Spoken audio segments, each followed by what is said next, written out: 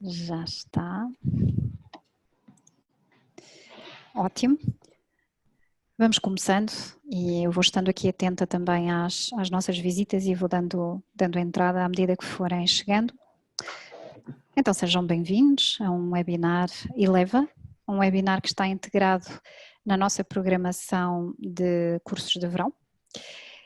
Este é um webinar que já queríamos realizar há algum tempo, porque vivemos efetivamente na era da fotografia, do vídeo, porque trabalhamos copywriting, criação de conteúdos e cada vez estamos mais preocupados em criar fotografia, em criar o nosso próprio acervo fotográfico e não recorrer a fotografias alheias. Então esse foi um dos motivos pelos quais, foi uma das motivações, entre muitas outras, que nos levou a organizar este webinar. De modo que, e sem mais delongas, vou passar a palavra ao Luís. Luís, a palavra é tua. Penso que já consegues partilhar o teu monitor também, certo? Sim, sim. Qualquer dúvida estamos por aqui e vamos fazendo perguntas. Está bem? Pode ser? Claro que sim, conto com a participação de todos. Ora, Obrigado. e mais uma vez obrigada. Obrigadíssimo. Então vou já fazer aqui uma pequena partilha. Ora.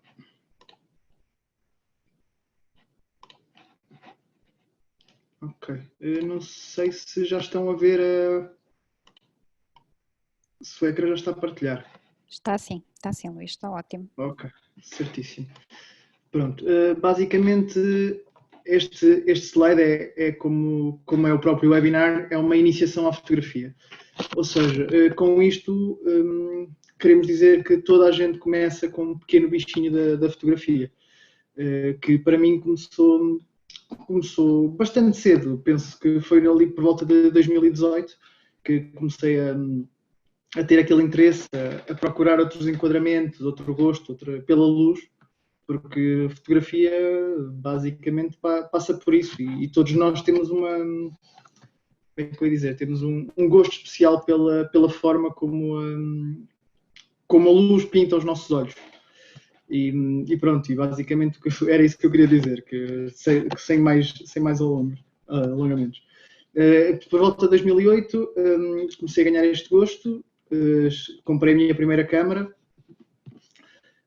decidi então que seria uma área a investir, que foi o que fiz, mas visto, como a própria Anabela disse, a área dos audiovisuais, a fotografia ou vídeo estão muito ligadas, e então eu achei que para além da fotografia devia complementar também com o vídeo, por isso a minha área de trabalho e de formação são os audiovisuais, ou seja, fotografia e vídeo. Já trabalhei com empresas bastante conhecidas, como a Sonai, a própria Take Media de Viseu, a Celeuma, a Voltalia, que recentemente deixou Viseu, mas é uma das grandes internacionais das energias renováveis. Fiz bastantes trabalhos também com eles. E pronto, neste momento trabalho como freelancer para várias empresas, como estas que acabei de falar, fazendo filmes institucionais, eventos, até próprios casamentos, faço com muita frequência, que é muito comum nesta área. Mas pronto, deixando de falar sobre mim, penso que agora está na área de falar o porquê de estarmos aqui, ou seja, o que é a fotografia. Não sei se alguém quer participar, dar a sua opinião sobre o que é a fotografia, ou não sei. Ui. Não há uma resposta correta, por isso não é bom que as pessoas participem e que tentem dar uma opinião do que é que eles acham que a fotografia seja. Uhum. Mas acho que ninguém quer participar. Não, a única coisa que me ocorre é que efetivamente quando falamos em arte, não é? Às vezes é difícil, é bastante difícil definir a arte. Mas eu quando penso em arte, uma das formas de arte que estão na minha lista pessoal é a fotografia, sem dúvida. Sim. E pode até parecer um bocado contraditório numa época em que todos nós parecemos ser fotógrafos, não é? Entre aspas. Mas eu continuo a acreditar que a fotografia é uma arte. Sim. E para além de ser uma arte, é uma própria forma até de captarmos sentimentos, registarmos momentos importantes para nós ou apenas uma recordação de férias.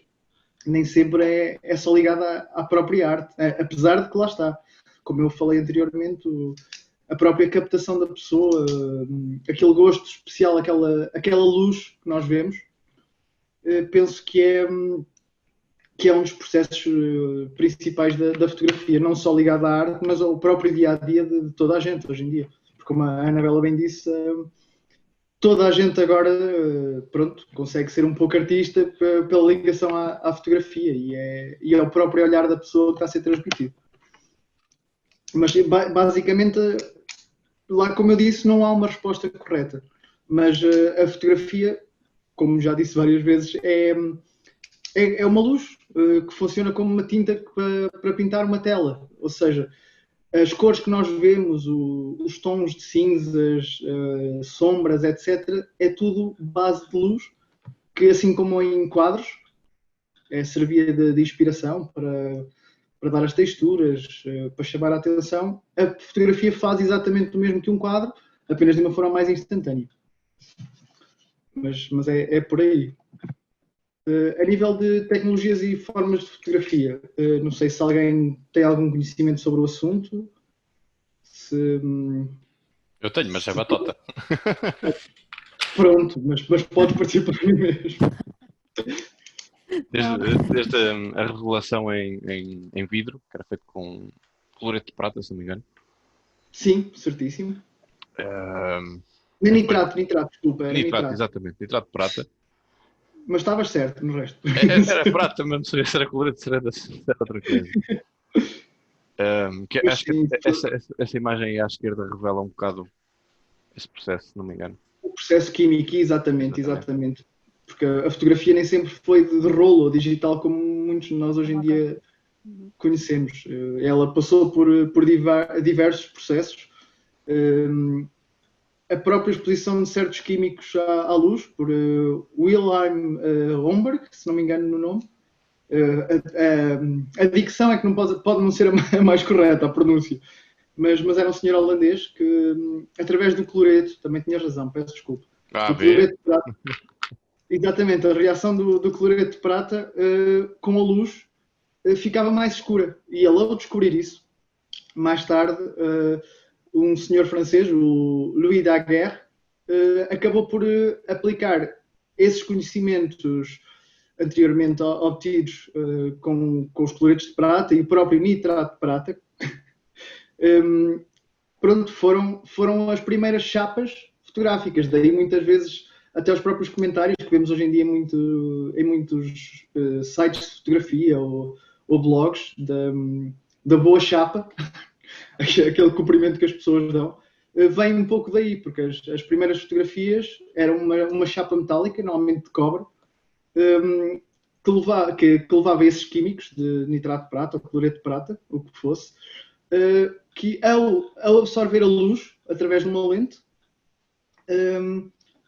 passava as manchas ou o desenho para essa dita placa, que mais tarde seria impressa com uma fotografia a preto e branco, exatamente como este modelo do lado esquerdo, com pouca qualidade, mas lá está. Temos de ver que isto é uma reação química básica de alturas talvez como 1830, 40, onde a tecnologia ainda era muito precoce.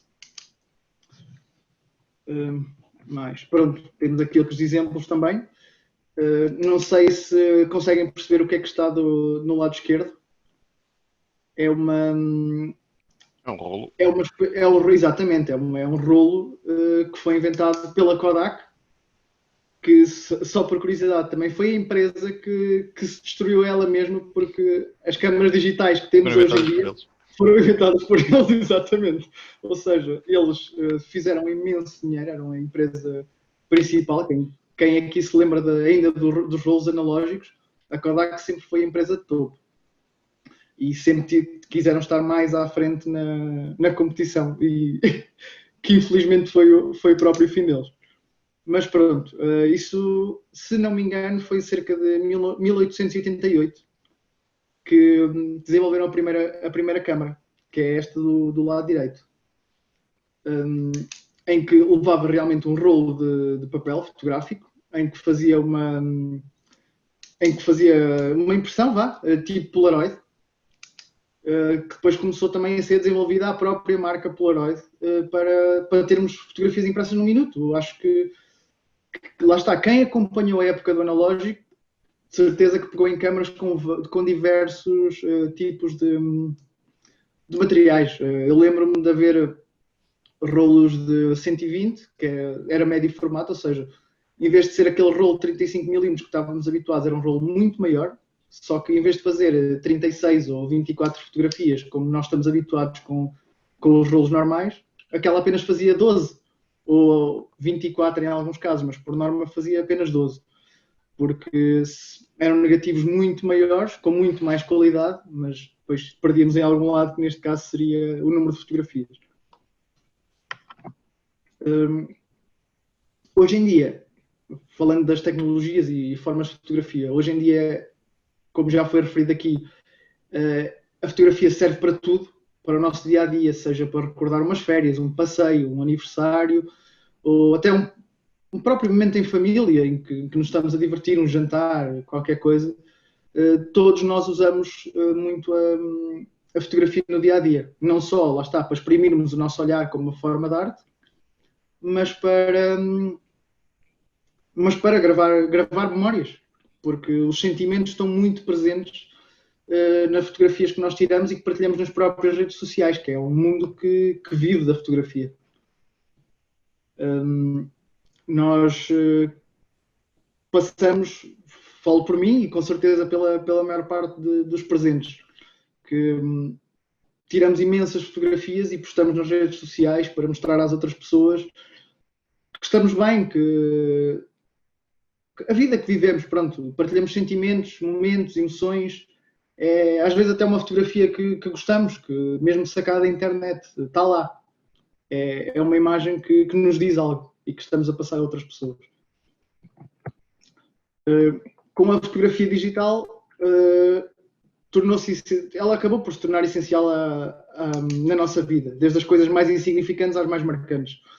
E tudo isso tornou-se possível graças à evolução da fotografia digital, onde deixou de existir o rolo e podemos ver tudo no momento. Eu no meu telemóvel e nos vossos smartphones conseguimos tirar uma fotografia, ver o resultado na hora e decidir se tiramos mais, se não, se basta dar um ligeiro toque. Às vezes até nas próprias redes sociais têm ferramentas de edição, seja com aqueles presets ou mesmo ferramentas de edição mais a sério, por assim dizer.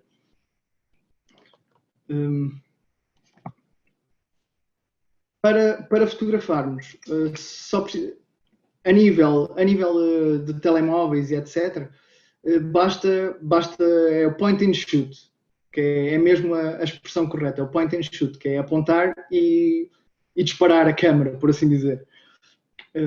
Mas numa visão um pouco mais profissional, temos de ver o que é que faz parte de uma fotografia, em que temos as cores, ou seja, aqui do lado esquerdo podemos ver os vários espectros de balanço de brancos, que é como é conhecido, ou seja, cada um destes valores que está aqui a meio dos 2000, 3000K, 4000K, isto são kelvins, ou seja, é a temperatura de cor que mais se adequa àquele momento, ou seja, existe temperatura de cor de casa, por exemplo, das luzes incandescentes, das luzes fluorescentes, se vocês virem, umas são mais brancas, umas são mais amarelas, ou mesmo laranjas. E então a câmara normalmente trabalha automaticamente para fazer um ajuste desses tons, para não termos aquelas fotografias em certos sítios demasiado laranjas e noutros sítios demasiado azuis. Normalmente a base do espectro são cerca de 5200 a 5600 kelvins, que é o associado normalmente à luz do sol, seja ela direta ou em sombra. Pronto. Não sei se tiverem alguma dúvida, por favor, exponham-na, porque eu estou a falar um pouco por alto dos assuntos, mas exponham sempre as dúvidas que tenham, porque eu não quero que eu esteja aqui a explicar estas questões da temperatura de cor e as pessoas não entendam ou fiquem com alguma dúvida e não exponham. Sim, eu sobre isso tenho muitas dúvidas, mas antes disso Sim, sim. tenho mais uma curiosidade, que é relativamente à diferença, em termos de qualidade, entre a foto analógica e digital, ou seja, na tua opinião, Certo. Luís, em termos de qualidade, estamos a falar, porque se fala muito do digital em termos de portabilidade, é mais portátil, tem imensas vantagens, etc. Mas o que eu gostava de saber é se podemos afirmar que efetivamente em termos de qualidade a foto digital é superior à foto analógica. É muito boa questão mesmo. E devo dizer que deixa para quem já trabalhou com os dois, deixa um pouco de sentimentos em mistura aqui. Ambíguos. Exatamente, alguns Ambiguidades. sentimentos ambíguos. Porque o digital realmente é muito mais flexível, portátil. As tecnologias evoluíram muito e eu devo dizer que na maioria dos casos e das objetivas, as próprias câmaras que eu uso hoje em dia, sendo de uma gama mais alta de digital, nós conseguimos fazer tudo o que fazíamos com o analógico e até noto mais sharpness, ou seja, mais... está-me a falhar a palavra em português, peço imensa desculpa. Nitidez, pronto. Nitidez. Noto uma maior nitidez nas próprias fotografias, nos tons mais corretos. Que no analógico, apesar de também haver várias gamas de câmaras analógicas, tirando as médio formato, que são as tais de câmaras que tiravam apenas 12 fotos por cada rolo. Oi, peço desculpa que isto já avançou. Tirando essas que são ainda hoje muitas usadas em fotografia de estúdio, seja de modelos, seja de fotografia de produto, porque tem realmente um tamanho muito maior do próprio filme, do próprio rolo, que faz com que as ampliações sejam muito maiores, ou seja, os rolos nesse aspecto são equivalentes aos megapixels hoje em dia. Ok. Porque as pessoas normalmente olham para os megapixels e quanto mais, melhor. Neste caso, no analógico, isso queria realmente dizer isso, que no digital devo dizer que não corresponde, porque podemos ter uma câmara de um telemóvel com 100 megapixels e as fotos não terem grande qualidade. Porque a fotografia passa por várias bases. É desde a objetiva usada, ao sensor, ou seja, o sensor é o equivalente ao antigo rolo no analógico, e depois o próprio mecanismo e a própria tecnologia que vai captar essa luz, essas cores, esses tons, que fazem. Ou seja, não lhe consigo dizer se um é melhor que o outro, mas que realmente o digital facilita imenso o trabalho, facilita. Sim, sem dúvida. Sem dúvida. E para aquilo que os clientes hoje em dia pedem é mesmo o melhor, porque hoje em dia as pessoas querem tons especiais e edições que no analógico não se permitia também. Essa é outra questão que eu tenho. Começo a olhar aqui para este esquema da esquerda, das temperaturas de cor, etc. E começo aqui a ficar um bocado angustiada, porque eu costumo dizer que a minha relação com a fotografia é é aquilo que tu disseste há bocado, o point and shoot, mas acho que tem algum sentido estético, portanto eu costumo olhar e ver os enquadramentos e tal, mas depois começo a olhar para algumas fotografias que vejo publicadas nas redes sociais e percebo que aquela fotografia foi manipulada. E também começo a ficar aqui um bocadinho angustiada relativamente à pureza, no sentido mesmo metafísico da questão, não tanto em termos mas à pureza da fotografia, até que ponto efetivamente, eu por exemplo raramente uso filtros, estou-me a lembrar agora do Insta, mais em termos mais concretos, porque acho sempre que estou a violar alguma regra, mas isso sou eu, pronto, sou eu. E hoje a gente pega numa máquina, não é, que seja relativamente boa, ou num telemóvel que seja relativamente bom, e confiamos no automático e não fazemos qualquer tipo de regulação. Eu pelo menos falo por mim, é assim que eu procedo. A minha dúvida é mesmo como é que eu abordo uma máquina, ou seja, eu olho para o cenário que tenho à minha frente olho para a luminosidade que está a ser projetada naquele cenário. O que é que eu faço, Luís? É isso que vais explicar agora, não é? Certíssimo. É muita coisa. Isto afinal dava um curso inteiro.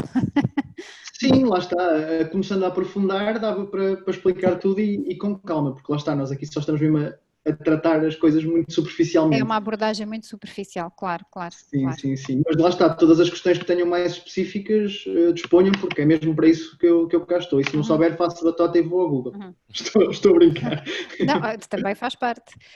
Sim. Não, mas nós, a verdade é relativo, não é? Quando nós dizemos, afinal, o que é uma boa fotografia? Não é? Exatamente. Nós em literatura temos o cânon literário. Ou seja, temos aqueles critérios. Um bom livro é aquele que obedece a estes critérios e há o cânon literário, temos uma lista de critérios. Na fotografia também temos esses critérios. Podemos dizer, esta fotografia não é boa porque lhe falta X, Y, Z. Ou é algo mais relativo ainda do que, por exemplo, a literatura, ou outra arte mais abstrata.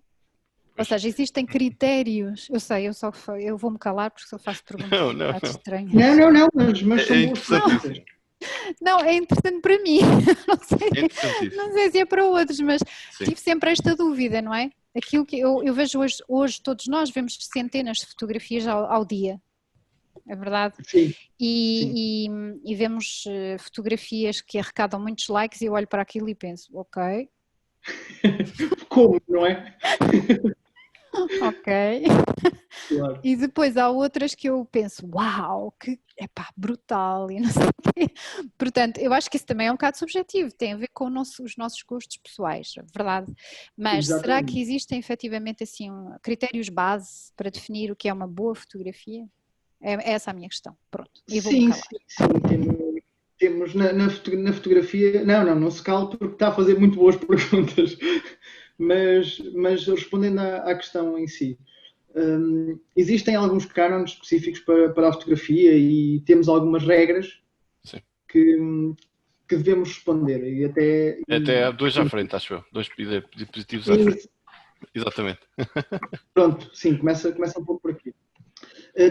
Temos algumas regras que normalmente são aplicadas para uma fotografia funcional.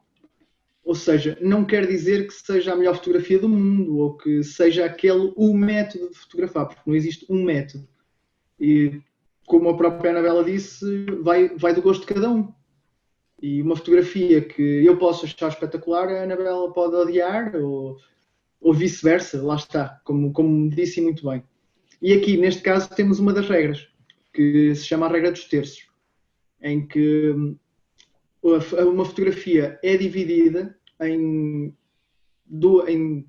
terços horizontais e verticais, exatamente, criando ali dois pontos-chave,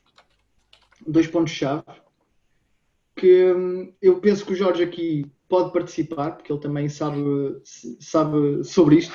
Sim, eu ajudo. Não, lá está, porque são muitos nomes específicos, às vezes uma pessoa perde-se um pouco. A regra dos três terços é mais usada, por assim dizer, em que são divididos em linhas horizontais. Neste caso, a fotografia está invertida. É difícil de explicar. Pois, exato. Não, mas são basicamente a imagem é dividida em 9 partes iguais, não é? Exatamente. Eu tenho aqui. E 2 horizontais. Não há aqui. Este dá para explicar melhor. Estas são as linhas de horizonte, ok? E isto já vou explicar melhor nas fotografias de paisagem, explica-se melhor, é mais fácil de explicar. Sim. Depois tem-se as linhas verticais, que são as outras.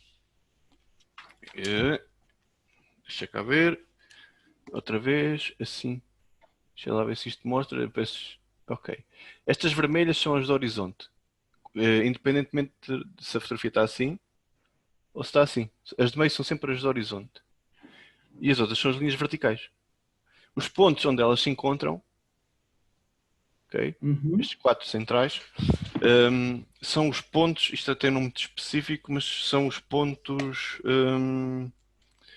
de interesse, ou um bocado assim. Tem assim um nome esquisito, mas é assim. Ou seja, devemos meter ou tentar colocar sempre num desses pontos o objeto que estamos a fotografar. Neste caso, Exatamente, da os pontos de esquerda. força, neste caso. Exatamente, os pontos de força, exatamente, era esse o meu nome. No caso da fotografia da esquerda, nós podemos ver exatamente isso, está fora de sítio. À direita, É por isso que ela não funciona, não é? não funciona tão bem como a fotografia da esquerda, que a cabeça ou os olhos do senhor foram colocados no quadrante superior direito, mesmo no ponto. E o da miúda, por coincidência, também acabou por calhar no da esquerda. Exatamente, exatamente. E aqui temos outro ponto, lá está, respondendo também um pouco, desculpa Jorge interromper-te, sim, mas força. respondendo um pouco à questão da Anabela, à questão anterior, podemos olhar para uma fotografia e ver que não funciona. Ou seja, e aqui temos um bom exemplo para isso. Elas já estão editadas, isto foi um batizado que eu fiz há uns meses pré-Covid, daí não está ninguém de máscara, e podemos ver que a senhora do lado direito, que era a mãe da criança, está de olhos fechados e está meio cortada. Ou seja, não está lá a fazer nada. Os pontos de força, que o Jorge referiu, que são os 4 vértices do quadrado do meio, não estão alinhados com nada. Ou seja, o nosso olhar aqui vai ou lá para fora, que é ali aquela zona da árvore, ou o ombro do pai, ou então vai para a mão dele, que pronto, está relativamente perto do olhar da criança, mas que, lá está, perdemos um pouco na foto do lado esquerdo, porque temos o bolo em baixo, temos a rua lá fora, perdemos um pouco. Então, ou seja, com isto, nós com pequenos ajustes, não falando neste caso de tons e de luz, etc., porque as fotos estão da mesma edição, exatamente, temos a mesma composição, não é? Porque não mexi em nada, está tudo no mesmo sítio, mas mudámos apenas o enquadramento. Ou seja, decidimos fechar um pouco, fazendo com que os olhos, tanto da criança como do pai, coincidam nesses pontos. Porque se vocês forem imaginar uma divisão, como está do lado esquerdo na foto do lado direito, vão-se perceber que o olhar, a própria mão do pai a apontar, aqui este sparkle que puxa um pouco a atenção para o bolo, apesar dele só aparecer num cantinho, os nossos olhos já são puxados para objetos de interesse. Coisa que na foto anterior, antes do crop, do corte, não acontecia. Ou seja, isto não é uma regra certa, ou seja, não é uma coisa que se vocês usarem que vai funcionar sempre. Vai funcionar em todo lado, sim. Exatamente, porque neste caso normalmente no retrato, desculpa João, só acabar, no retrato, por norma nós pomos a pessoa, se estiver, por exemplo, do lado direito como está o pai, deixamos um pouco mais de ar do lado esquerdo para dar aquela direção do olhar. Ou seja, normalmente a pessoa no retrato está do lado oposto para o lado que está a olhar, ficando numa daquelas linhas direcionais. Neste caso, como são duas pessoas, eles estão os dois pronto, cada um do seu lado, por assim dizer, apesar de estarem juntos. Por isso eles estão no centro. Não sei se me estou a fazer entender, que às vezes pode soar um pouco confuso. Agora, já que estamos a falar da raios-terceiros, mete o próximo diapositivo que mostra a fotografia de paisagens, sim, de paisagem. Pronto. Aqui a linha do horizonte. Existem duas linhas do horizonte, como eu falei há bocado, a superior e a inferior. Isto é importante para quê? Quando a informação acima da linha do horizonte é mais importante do que a que está por baixo da linha do horizonte, isto é horizonte terrestre. Não estou a falar na linha do horizonte agora da regra. Quando acima da linha do horizonte, que é o caso da primeira, é mais interessante que a parte de baixo, que é tudo escuro, pomos sempre a fotografia com a linha do horizonte na linha inferior. Ou seja, deixa eu ver se tenho aqui alguma maneira que consiga explicar melhor. Tens aí o rato. Luís, passa o rato ali na linha de baixo, só favor. Fotografia da esquerda, mais acima, mais acima, mesmo na parte preta. Ups. Pronto, essa linha aí, mais acima. Sim. Exatamente, essa é a linha do horizonte real. Nós colocamos então na linha do horizonte inferior da regra dos 3/3. Porque por baixo não tem nada de jeito, estamos a perder a informação e a distrair as pessoas. Assim, chamamos as pessoas. É basicamente uma área negativa, não é? Porque não faz nada. Exatamente. E depois a árvore foi colocada na linha de terço lateral direita. Que é para chamar a atenção, Tem lá está. aqui. Exatamente, que os pontos, apanha 2 pontos de força, o superior e o inferior direito. Exatamente, que é aqui com esta pequena árvore e depois aqui com a maior, ou seja, Exatamente, para de cima. e deste lado, se nós formos ver bem, do lado esquerdo, está-nos a puxar para estes pontos de luz, ou seja, o nosso olhar fica preso nesta área. E não foge, não dispersa para todo lado. E exatamente, o resto é informação extra, que também torna a imagem bonita, É complemento. mas é muito funcional aqui. Na direita é o oposto. Em vez de estarmos a informação no céu, que é até interessante, mas neste caso a informação do chão é muito mais interessante que o céu, porque acaba por replicar também o céu. Então o que é que foi feito? Foi tirada a fotografia com a linha de horizonte na linha superior da regra dos 3/3. Exatamente. Exatamente. E esta depois foge um bocadinho à regra das linhas verticais, está um bocadinho mais para a direita, mas lá está, não há regra sem exceção. Sim, e lá está, como eu disse anteriormente, não é uma ciência certa. Isto depois vai do olhar de cada um. São guias para ajudar. Exatamente. Toda esta informação normalmente é guia, porque até nas próprias. Pronto, saltámos aqui um slide há pouco, Exato, que tem a ver com a luz, etc. Temos de ver que qualquer uma destas fotografias, por exemplo, do lado direito, pode ser considerada bonita para algumas pessoas. No entanto, uma está mais queimada, outra está mais escura para chamar a atenção só à chama, pronto. E então, tudo isto tem a ver com ajustes pessoais. Cada pessoa faz o seu ajuste a gosto. Nesse caso está a explicar a velocidade do obturador. Sim. E eu vou explicar essa parte. Isto tem a ver com a ligação de... Força diz. Bom, não podes falar tudo aí do triângulo de... Sim.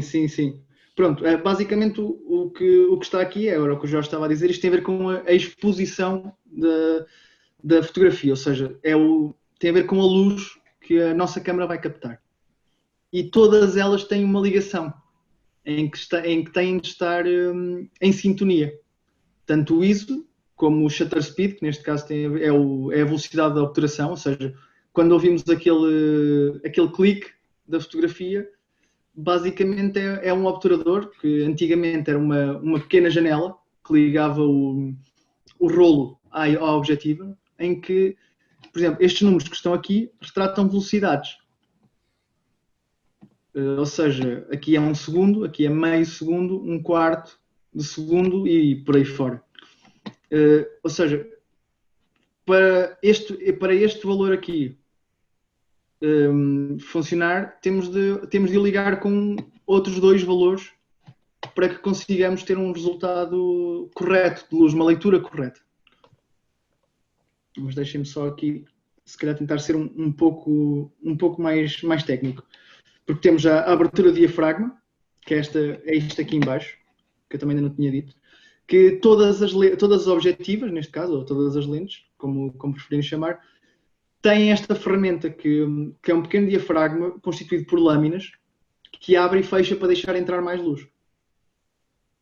Assim como o ISO, que tem a ver com a sensibilidade de captação de luz.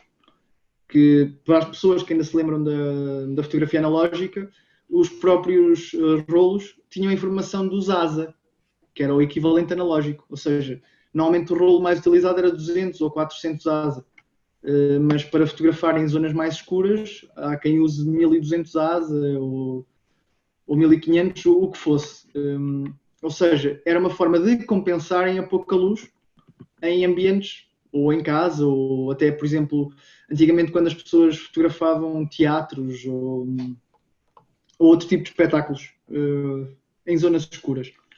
Mas, continuando a explicar mais especificamente, todos estes pontos são interdependentes.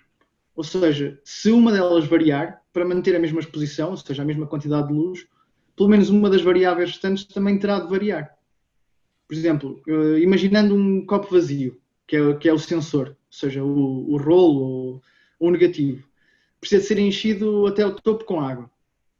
Se abrirmos a torneira de forma a esta ficar a pingar, demora bastante tempo até o copo encher, ou seja, se usarmos esta abertura aqui, que é mínima, como podem ver, é só aqui este pontinho, vamos precisar de muito mais tempo para encher o copo.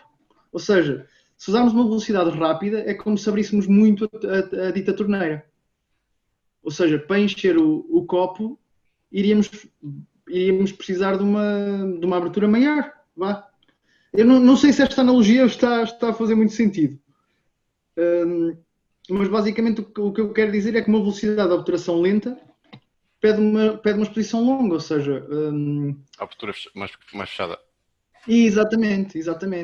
Porque quanto menos luz entrar, mais tempo vamos precisar daquela janelinha aberta para termos mais luz. Ou seja, e temos aqui exemplos ao lado em que com diferentes velocidades entra mais ou menos luz. Ou seja, a abertura é constante e a abertura é constante e o ISO também. Ou seja, a sensibilidade do sensor ou do rolo, falando na parte mais analógica, é sempre a mesma, é constante. E a própria abertura da lente também, que é este é o F, que normalmente é a forma de definir a abertura. São estes Fs, com números.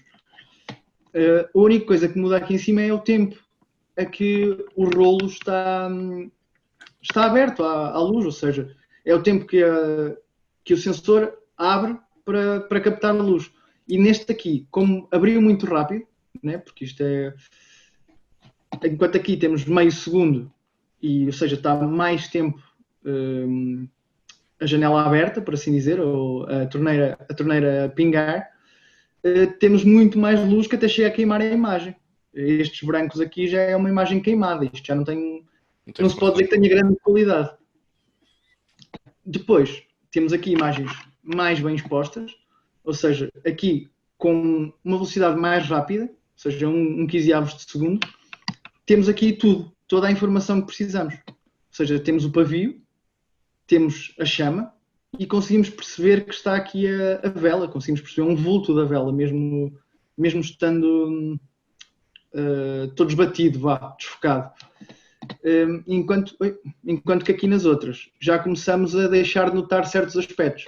Aqui ainda vemos um pouco da vela, aqui deixamos de entender o que é, basicamente é uma mancha, e aqui nestas duas já só começamos a ver a chama. Ainda tem aqui um pouco de pavio, aqui também ainda se nota, se olharmos com atenção, mas já só focamos na chama. Porquê?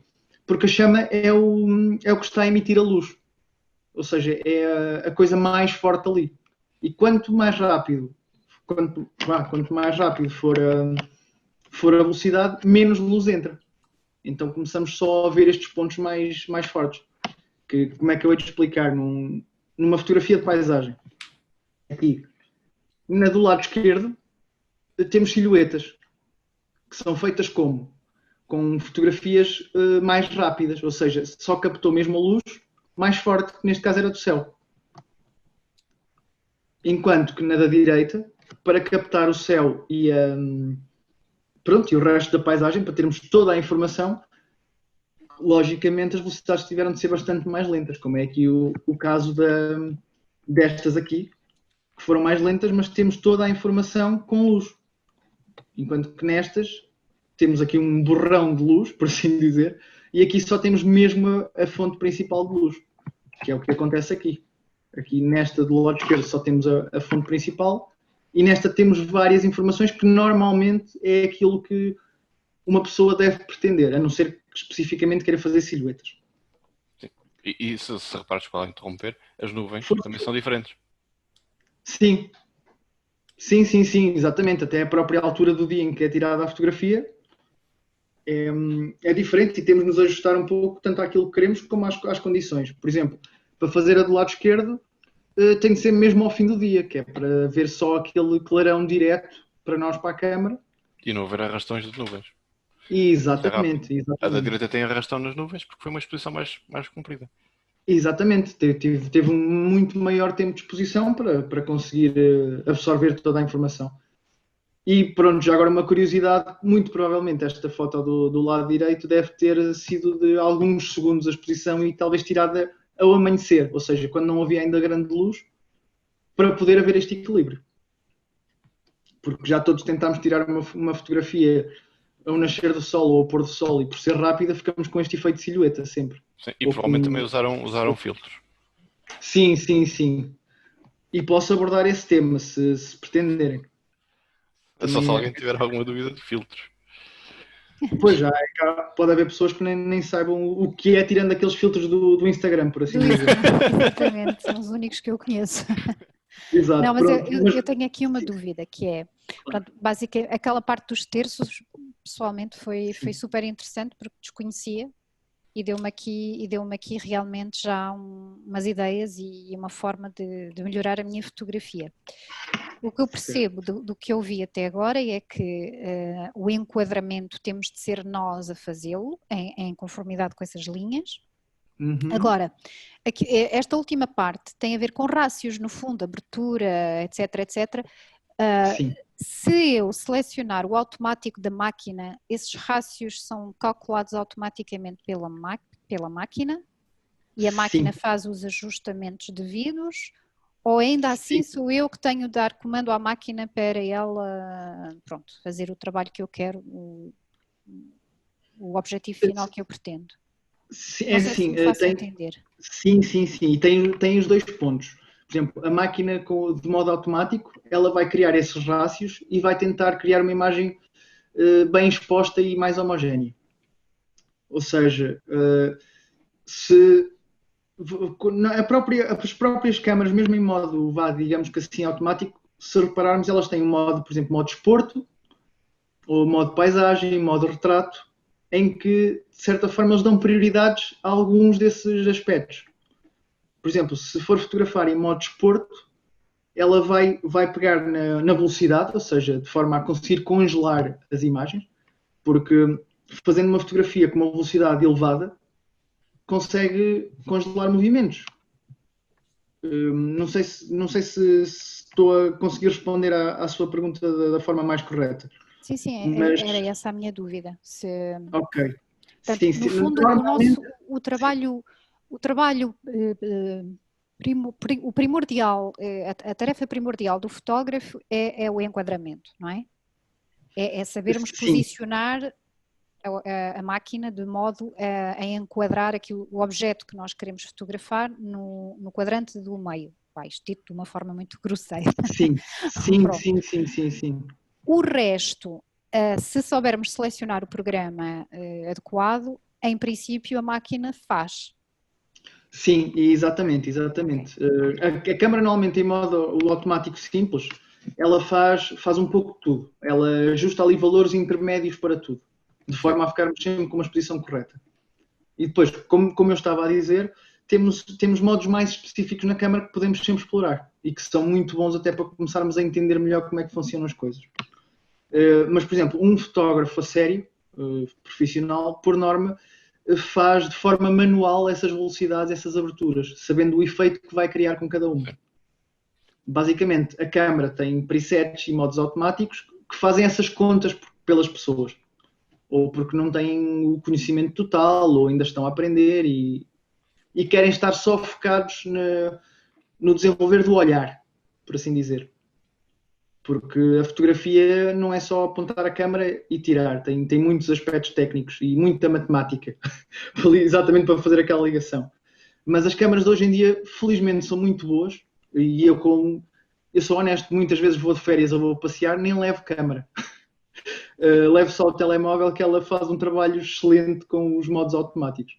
Só não conseguimos é fazer fotografias como estas estão aqui, estas duas. Exatamente. E daí a da esquerda, se calhar, um bocadinho de edição. A da esquerda sim, mas a da direita dificilmente. A da direita é mais difícil, porque já pede outras técnicas, exatamente. Porque acho que todos nós no telemóvel devemos ter pelo menos uma foto do pôr do sol, ou seja, na praia, ou seja, numa montanha, qualquer coisa, e quase que conseguimos fazer uma silhueta. Fazer uma silhueta como esta do lado esquerdo com alguma qualidade. Mas sim, a câmara trata tudo muito bem. Os modos automáticos estão cada vez mais bem desenvolvidos. Eu sou honesto, se puser a minha câmara, a que eu uso em trabalho profissional, se a puser em modo automático, eu sei que vou ter ali boas fotografias. Ela vai buscar mesmo os próprios tons, aqueles tons mais laranjas ou mais azuis, como eu tinha falado do equilíbrio de brancos ou da temperatura de cor. O próprio modo automático da câmara vai detectar qual é a cor apropriada e vai ser muito perto daquilo que é a realidade, o que é incrível. Como é que a própria tecnologia evoluir a esse ponto.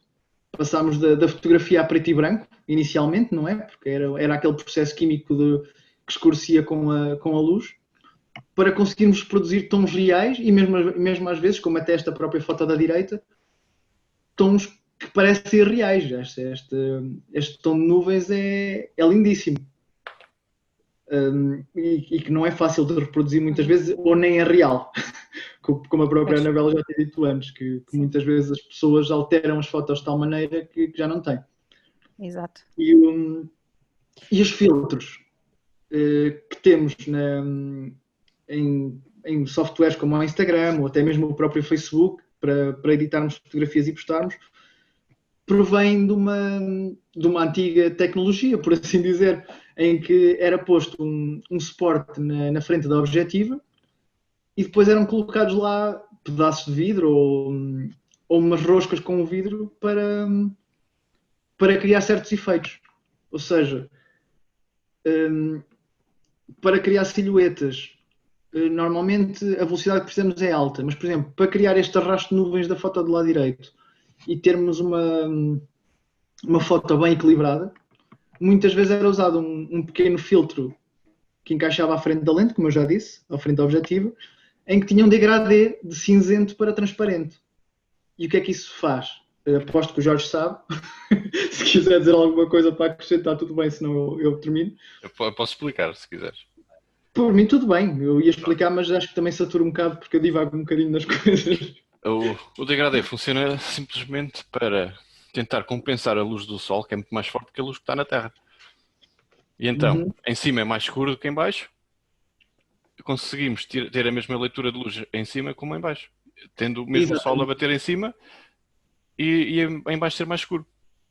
Ao fim de, por exemplo, 2 segundos, a fotografia está completamente equilibrada sem estar estourada no céu. Certíssimo, certíssimo. Porque como funciona basicamente como termos óculos de sol só escuros em cima, porque assim já, por exemplo, já não levamos com aquele sol direto, ou seja, já não vai queimar a fotografia, não vai ficar aquele branco como está aqui nesta última fotografia. Ou seja, não ficamos com o céu branco, conseguimos ver as nuvens que estão aqui e conseguimos também ter a informação desta zona em baixo, que normalmente num pôr de sol é isto que acontece, não isto. Fica preto, exatamente. Exatamente. Então, muitas vezes esses filtros são usados para isto, ou para dar cores, porque... Sim. Fotografia debaixo d'água, por exemplo. Exatamente. Não há vermelhos. Exato, é tudo em tons azulados, então muitas vezes eles usavam filtros para tentar reproduzir as cores de forma mais realista. Tentar compensar ali a falta de certos tons.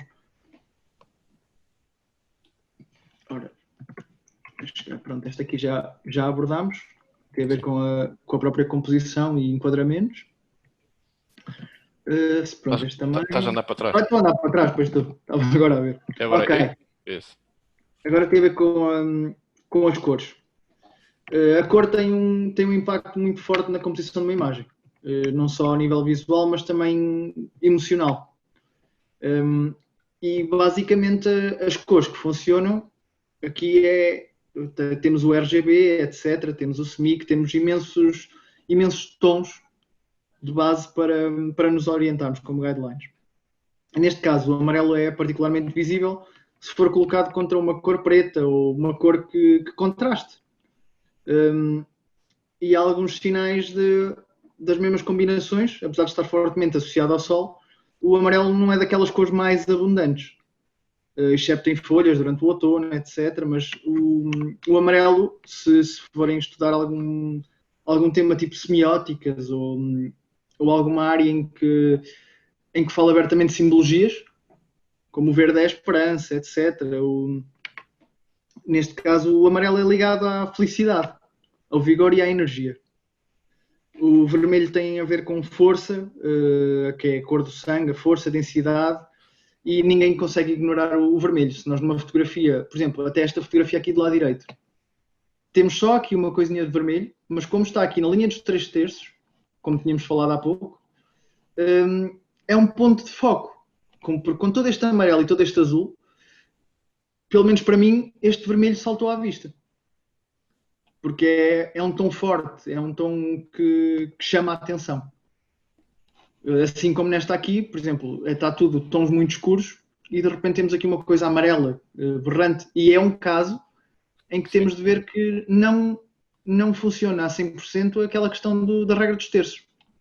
Porque a pessoa está exatamente no centro, ainda que a cabeça esteja numa das linhas divisórias, praticamente. Sim, do horizonte superior. Exatamente, está no horizonte superior, mas no geral ela está super centrada, que é aquilo que nós chamamos de uma foto quadradona, porque é muito direta, mas funciona nesta. Por isso é aquilo que eu estava a dizer há pouco. Estas regras que nós estamos a passar não são, lá está, são umas guidelines, são uns guias, não são uma lei. Até porque na própria foto do lado direito também temos a mesma questão. Temos aqui esta linha a horizontal de baixo, em que faz aqui esta ligação, até com o próprio vermelho, para chamar a atenção, mas na de cima não temos assim nada de especial. Nem há aqui nenhum ponto, não há nenhum ponto de força que seja muito específico. Mas isto lá está, é a minha opinião, a minha interpretação. Pois as pessoas também têm a sua própria interpretação do que é esta arte, porque isto nota-se claramente que são fotografias artísticas. Não é propriamente uma fotografia ao acaso. Vamos aqui então. Ver aqui. Pronto. Como eu tinha dito anteriormente, o vermelho é uma cor que chama muito a atenção. Como podem ver aqui, por exemplo, esta fotografia da direita, em que está toda a gente vestida de preto, este ponto vermelho chama imenso a atenção e qualquer pessoa vai para aqui, assim como este vestido. Por exemplo, se a senhora tivesse vestido com tons mais este bege ou este tom da rocha, não chamava tanta atenção, mesmo que a fotografia fosse igual. No entanto, como é este vermelho berrante, chama sempre muito a atenção por ser forte. É uma cor agressiva. Depois, aqui temos os tons azuis, que são cores super abundantes, até no céu, no mar, na terra. Fotografias à noite, aposto que todos nós temos alguma fotografia assim à noite que acaba por ficar mais azulada, ou até em próprias luzes incandescentes, porque também tem tons muito, muito perto do azul. Normalmente é uma cor que está conotada com a estabilidade, com a quietude, sabedoria, inteligência, verdade e paraíso. E isto reflete-se nestas fotografias. O tom azulado, ainda que seja um pouco frio, transmite um sentimento mais frio, mais fresco. Mas não deixam de ser imagens em que muita gente pensa: uau, este sítio é lindo, quero lá ir. Porque eu acho que realmente transmite quietude. Qualquer pessoa que veja uma paisagem destas, ou por exemplo, Noruegas,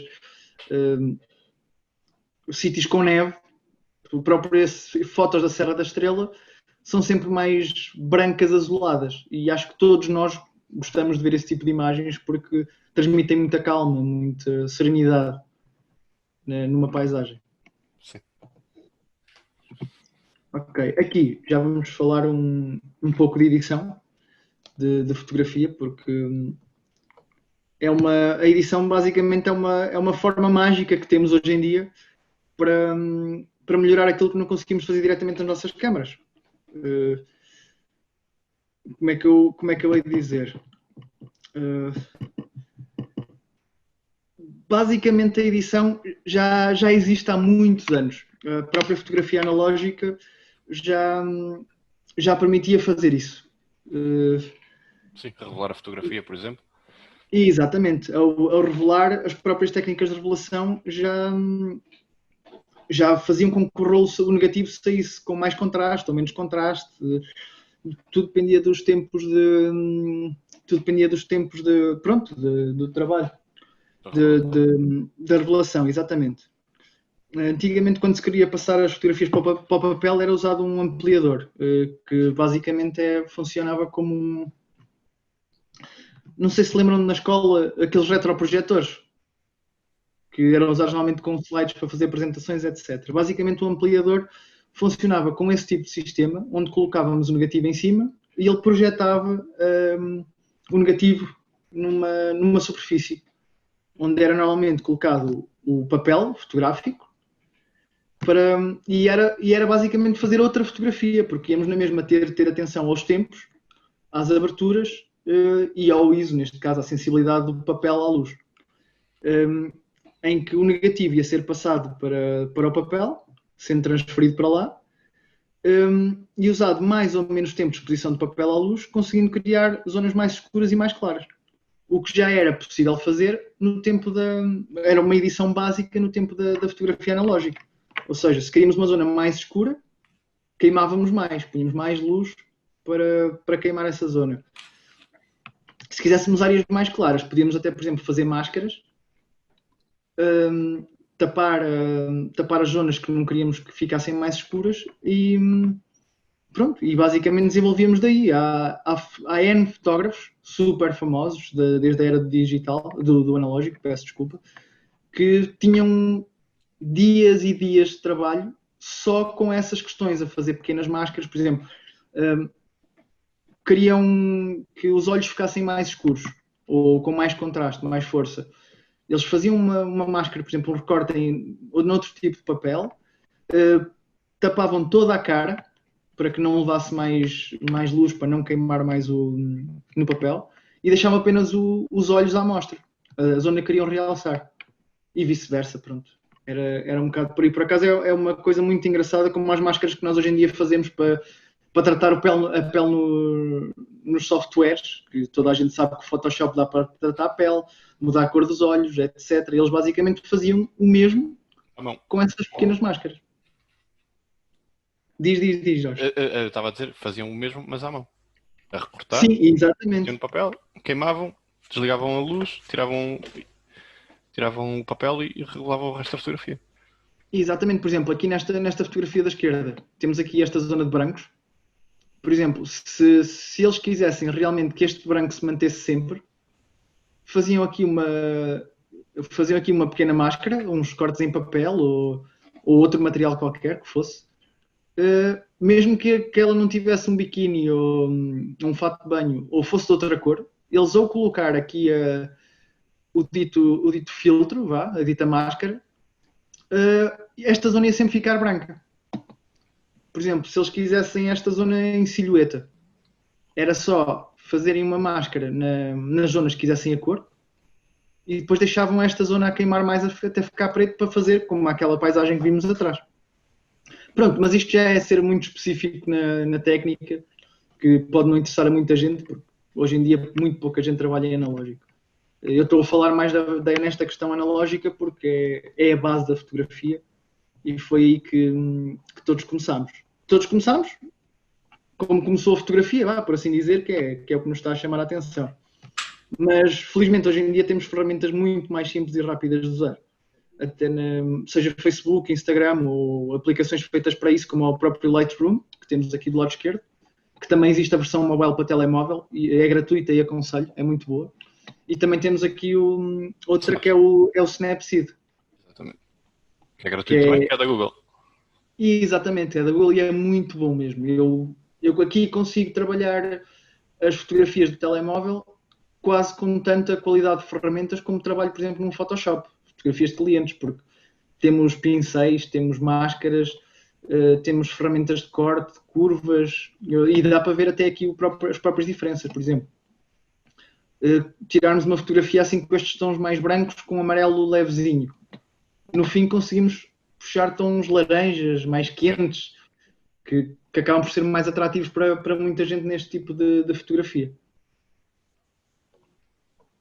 Porque nós conseguimos fazer tudo, lá está, alterar cores, contraste, preencher zonas escuras ou de luz, de forma a melhorarmos o nosso trabalho fotográfico, fazer recortes, como aquela fotografia do batizado que eu tinha mostrado antes, em que conseguimos dar ali acertos, para que, naquele caso foi só na parte da composição manteve-se, apenas mudei o enquadramento. E pronto, e fizemos esse ajuste à fotografia. E aposto que todos vocês seja em retratos, seja às vezes numa fotografia de uma paisagem, há certos aspectos que não gostaram, por exemplo, um poste, uma parte, ou uma pessoa que ficou meia cortada, como era o caso daquela própria fotografia de batizado, e com pequenos ajustes nestes softwares conseguimos apagar esse poste, apagar uma pessoa, colocar mais pessoas lá. Dá para uma série de brincadeiras e de ajustes de gosto, em vez de usarem aqueles filtros já pré-feitos dos softwares, mas isso é uma questão de gosto, porque os filtros existem e muitos são muito bons e deixam efeitos espetaculares em muitas fotografias e melhoram imenso. Mas nestes casos a edição é feita à mão, é feita por nós e ajustamos cada pedaço da fotografia. Que até posso dar aqui um exemplo de fotografia, mas não sei se tem mais alguma dúvida até agora que eu possa tirar. Olha, eu tenho. É mais uma provocação, mas é uma pergunta também. Sim. O que é que uma máquina digital faz que o melhor telemóvel do mercado não faz? Eu vou desligar aqui o meu som. Pois, que essa parte aí já vais ficar. Tu que não gostas de usar a câmara do telemóvel. Não, é assim. A maior diferença é no tamanho dos sensores. É no? Desculpa, Luís, não percebi. No tamanho dos sensores. Sensores, ok. Ou seja, era aquilo que eu tinha dito já no começo. Por exemplo, um telemóvel por ter 50 megapixels não é melhor que uma câmara profissional de 12. E eu vou explicar o porquê. Porque lá está, como disse, isso é tamanho da fotografia. E não é qualidade. Ou seja, se nós comprarmos um iPhone com 50 megapixels, mas eu tenho em casa uma câmara, estas reflex, que são as tais que dão para mudar lentes, etc., que são conhecidas como as câmaras profissionais. Basicamente, as maiores diferenças têm a ver com, por exemplo, gama dinâmica, ou seja, conseguem detectar e captar várias frequências de luz. Por exemplo, eu com uma fotografia do telemóvel, se tiver uma zona mais queimada, não tenho lá qualquer informação, não consigo recuperar. Ou seja, se esta nuvem aqui tivesse tanto sol na zona que tivesse ficado mesmo branca, eu na edição não conseguiria recuperá-la. Ia sempre ficar aquele céu branco, que de certeza que em fotografias já tivemos, todos nós. Enquanto que numa câmara profissional, como tem várias gamas de tons, vai buscar... Porque isto funciona basicamente nos tons dos cinzas, pretos e brancos. Todas elas, mesmo as que têm cores, funcionam todas nesta base. E para haver um equilíbrio, temos de ter esses três tons. Agora está muito na moda aqueles filtros em que as pessoas não têm brancos, é tudo meio acinzentado. Ou seja, aqui nestas fotografias não iríamos ter este branco limpo. Iria sempre ser uma coisa assim mais deste género, até mais escura. Usa-se muito em retratos. Mas porquê? Porque muitas das câmaras de telemóvel não têm essa boa gama dinâmica. Então a pessoa, para não ficar com algumas partes queimadas, ou seja, brancas, em que não se percebe, acabam por usar filtros para dar a volta a isso. E eu até posso dar aqui um exemplo.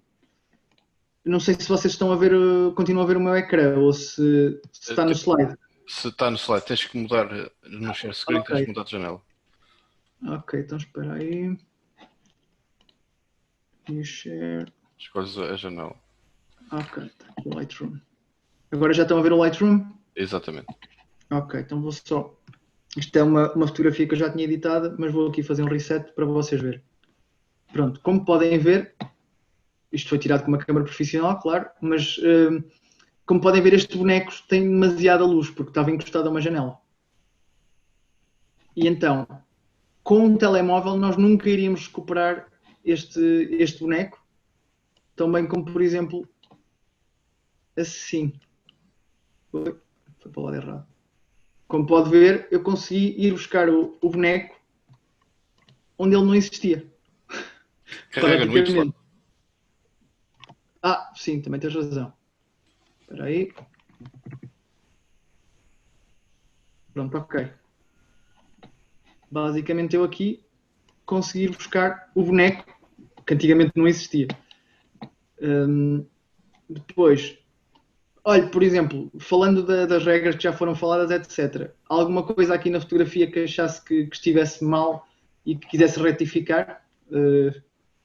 Seja de regras dos terços, seja até próprias linhas dos horizontes que tivessem tortas, ou Sim, tons, alguma coisa. Pronto, está torto, certo? tá.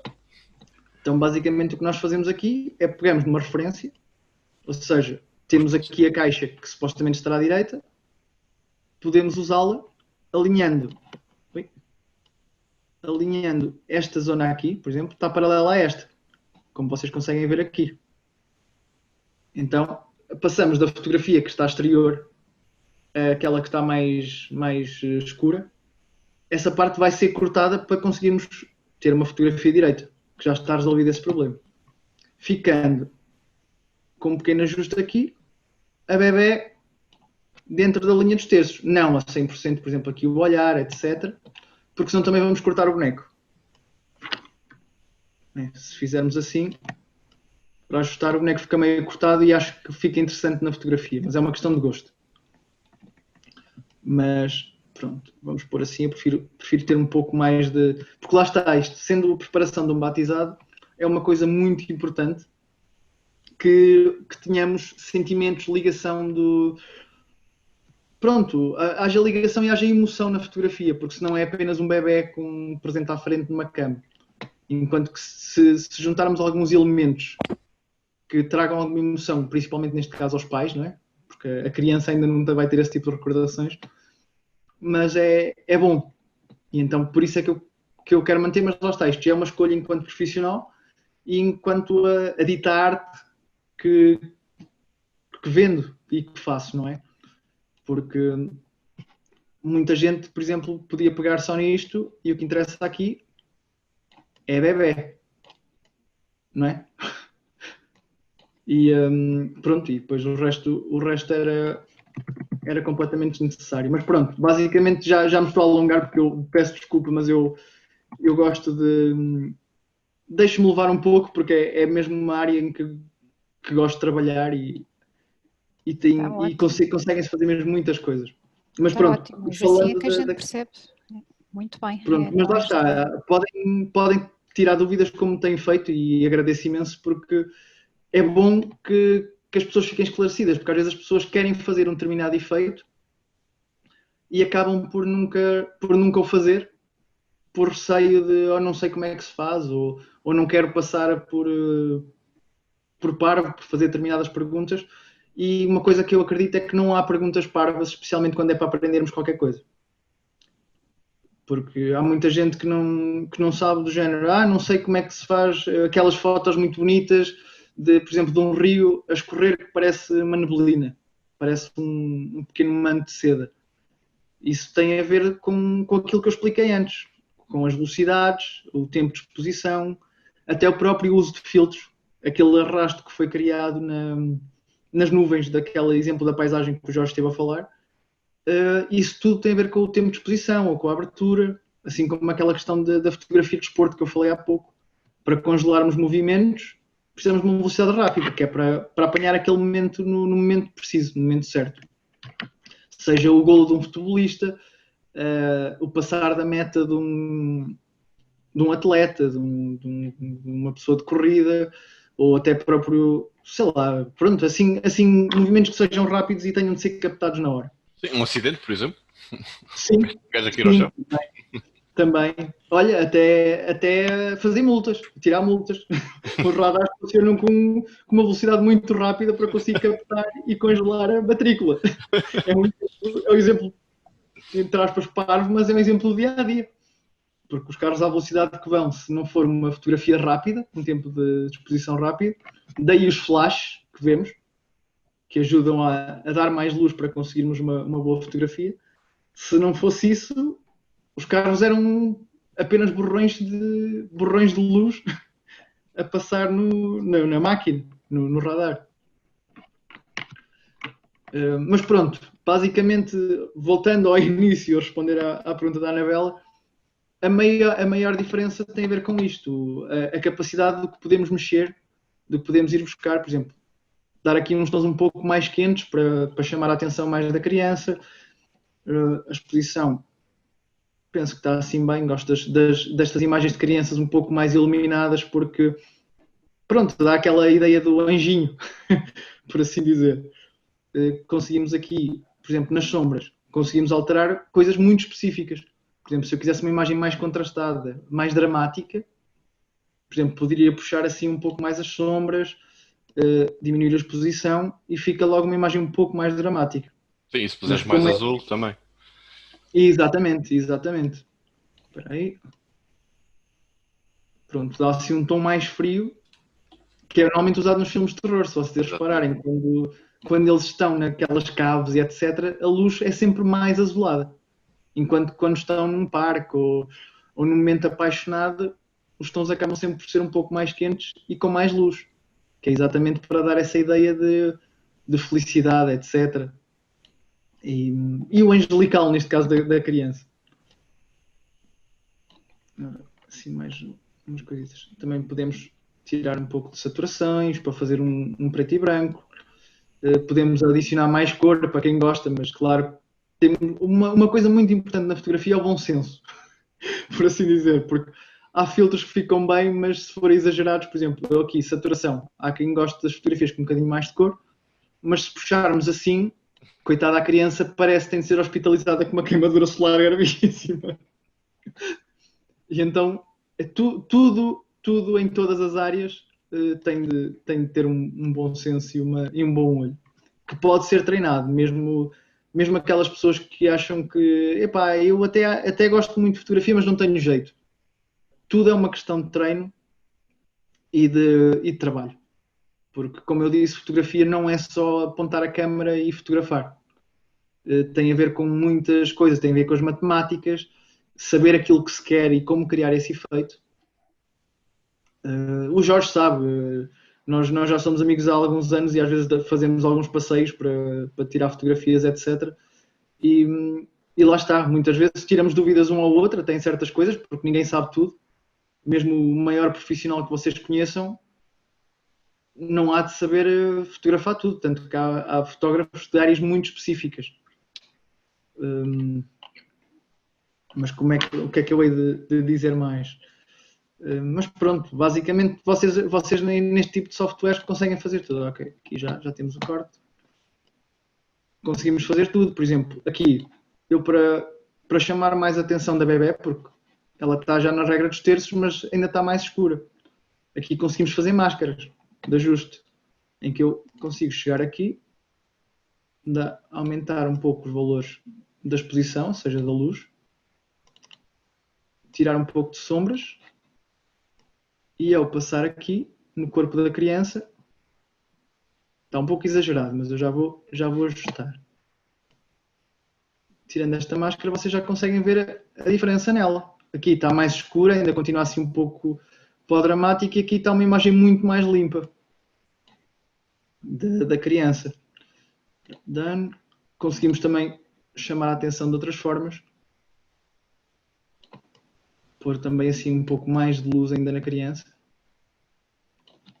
Temos imensas ferramentas a explorar. Acho que tem mesmo a ver com o gosto da pessoa e com o gosto pessoal.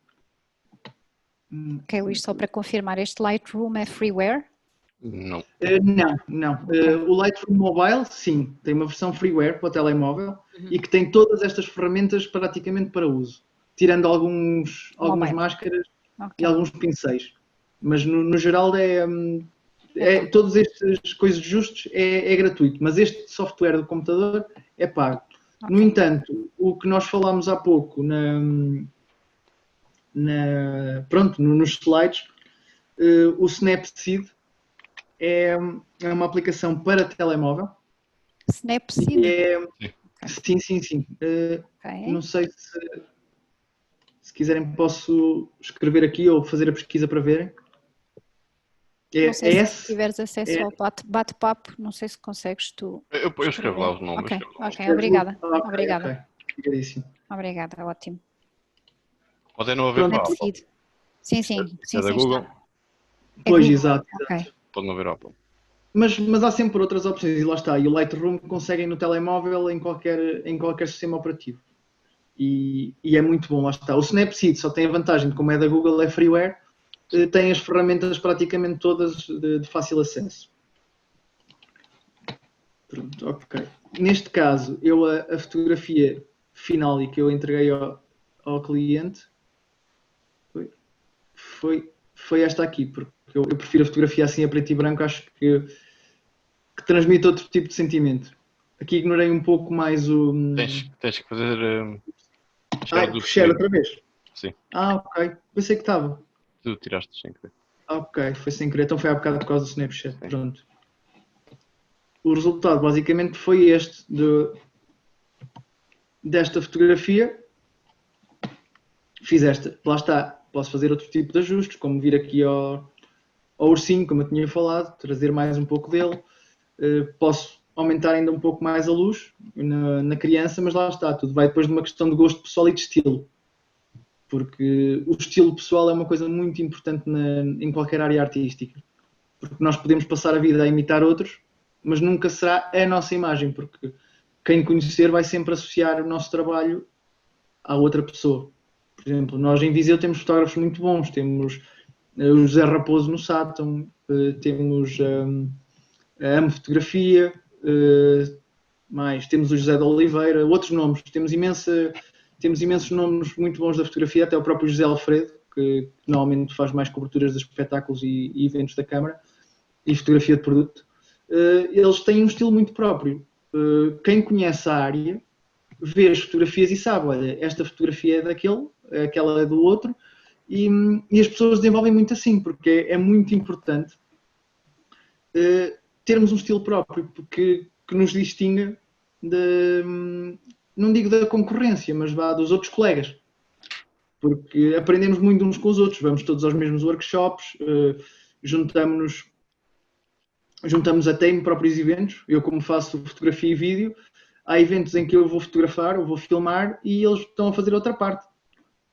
Por acaso é uma área engraçada porque, apesar de sermos concorrentes, partilhamos muitas vezes trabalhos e trocamos muitas ideias, porque para estarmos em constante evolução temos de estar sempre a estudar, mas em qualquer área. Um médico, se não quiser ficar para trás, tem de estar sempre a estudar e a ver novas técnicas, seja para cirurgias, seja para tratar doenças, etc. Todas as áreas são assim, temos de nos manter atualizados. E a fotografia não é diferente. As bases são sempre as mesmas, tudo passa pela luz, pelos rácios, por estas questões dos enquadramentos e das linhas guias, mas apesar de toda essa base da escola, temos sempre de estar sempre a inovar, tentar ser diferentes e distinguirmos dos outros. Acho que a base é mais ou menos essa. Mas temos muita gente que não participou, nem fez questões de nada. Não sei se não tem alguma dúvida, se tem apenas vergonha de participar. Porque eu sei que, apesar disto ser uma iniciação à fotografia, eu abordei temas um pouco mais avançados que muita gente pode não ter entendido. Força pessoal, para não ser sempre eu a falar. Sim, pois lá está. Olá. A ideia é mesmo para as pessoas que ainda não falaram. Força. Alô? Sim. Não, ninguém tem dúvidas. Pronto, ainda bem. É bom sinal. Não, por acaso aquela parte do ISO eu não fazia ideia. Uma pessoa vê esse aspecto, mas para que é que eu quero isto? Não entendo lá muito bem. Exato. Mas tem alguma dúvida agora sim. Como? Já entendeu então como é que funciona o ISO, é isso? Sim. Ok, pronto, ainda bem, fico contente de ter conseguido explicar essa questão da sensibilidade do dito rolo do sensor. Não sei se Exato, não sei se é para Afterlight, acho. Diga, não percebi. Não sei se a aplicação Afterlight, penso que é assim que se diz, se é boa ou não, também para a edição. Ok, o Afterlight eu não conheço, deixa-me só conferir aqui. Ok.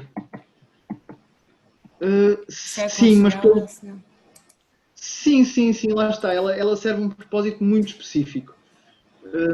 Tem mais a ver com, pelo que eu estou assim a ver de repente, tem mais a ver com certos filtros, certas aplicações de tons e cores, ou seja, é basicamente aquilo que tivemos a falar até agora, mas na base de presets, ou seja, tons já feitos, como é o caso do Instagram, etc. Ok, Certo, ok. não estou em erro, mas atenção, é muito bom e consegue-se trabalhar algumas coisas. Mas lá está, é mais direcionado para os tons e se calhar puxar um pouco mais de luz, pequenos ajustes. Enquanto que os softwares que eu falei são muito mais específicos e um pouco mais trabalhosos. Ainda que tenham também estes filtros de cores e de luz, etc. Não, como é que eu ia dizer? Não são ajustes precisos. São ajustes que coloca naquela fotografia e se for colocar noutra a seguir, Já é ficará diferente. igual ao efeito, não é? Exato. É diferente pela fotografia em si, mas o ajuste é o mesmo. Por exemplo, existe Sim. aqueles filtros de flare. O flare basicamente é aquele efeito que obtemos quando fotografamos contra o sol, que é, fica aquele raio de luz que passa na lente ou fica assim mais queimado ou mais vermelho. Este tipo de software permite fazer esse tipo de efeito sem ter realmente o sol atrás ou uma luz a queimar e a criar esse efeito. Mas se usar esse efeito em 3 fotos seguidas, mesmo que sejam fotos diferentes, o efeito será sempre o mesmo, certo? Ou dá para fazer pequenos ajustes no tamanho? Não sei, porque lá está, eu fiz assim uma pesquisa um pouco rápida pelo que estou a ver e é basicamente como o Instagram, mas com com alguns efeitos mais específicos do que só as cores, certo? Sim. Pois eu também vi assim muito rápido, não é, eu já ouvi falar, mas ainda não explorei. Por isso é que Ok, estava a perguntar. ok. Mas sim, é muito bom, mas lá está. Como a própria fotografia, cada efeito que queremos criar pede uma ferramenta em específico. E então, neste caso, se a ideia for, por exemplo, fotografias para redes sociais, dar aquele toquezinho bonito de cor, dar um tom mais quente, mais aconchegante na foto, o Afterlight é perfeito. E é mais do que suficiente para qualquer pessoa que queira apenas dar uns ajustes. Eu acho que, porque lá está, eu estou a falar de ferramentas muito específicas e mais direcionadas para coisas, lá está, muito específico.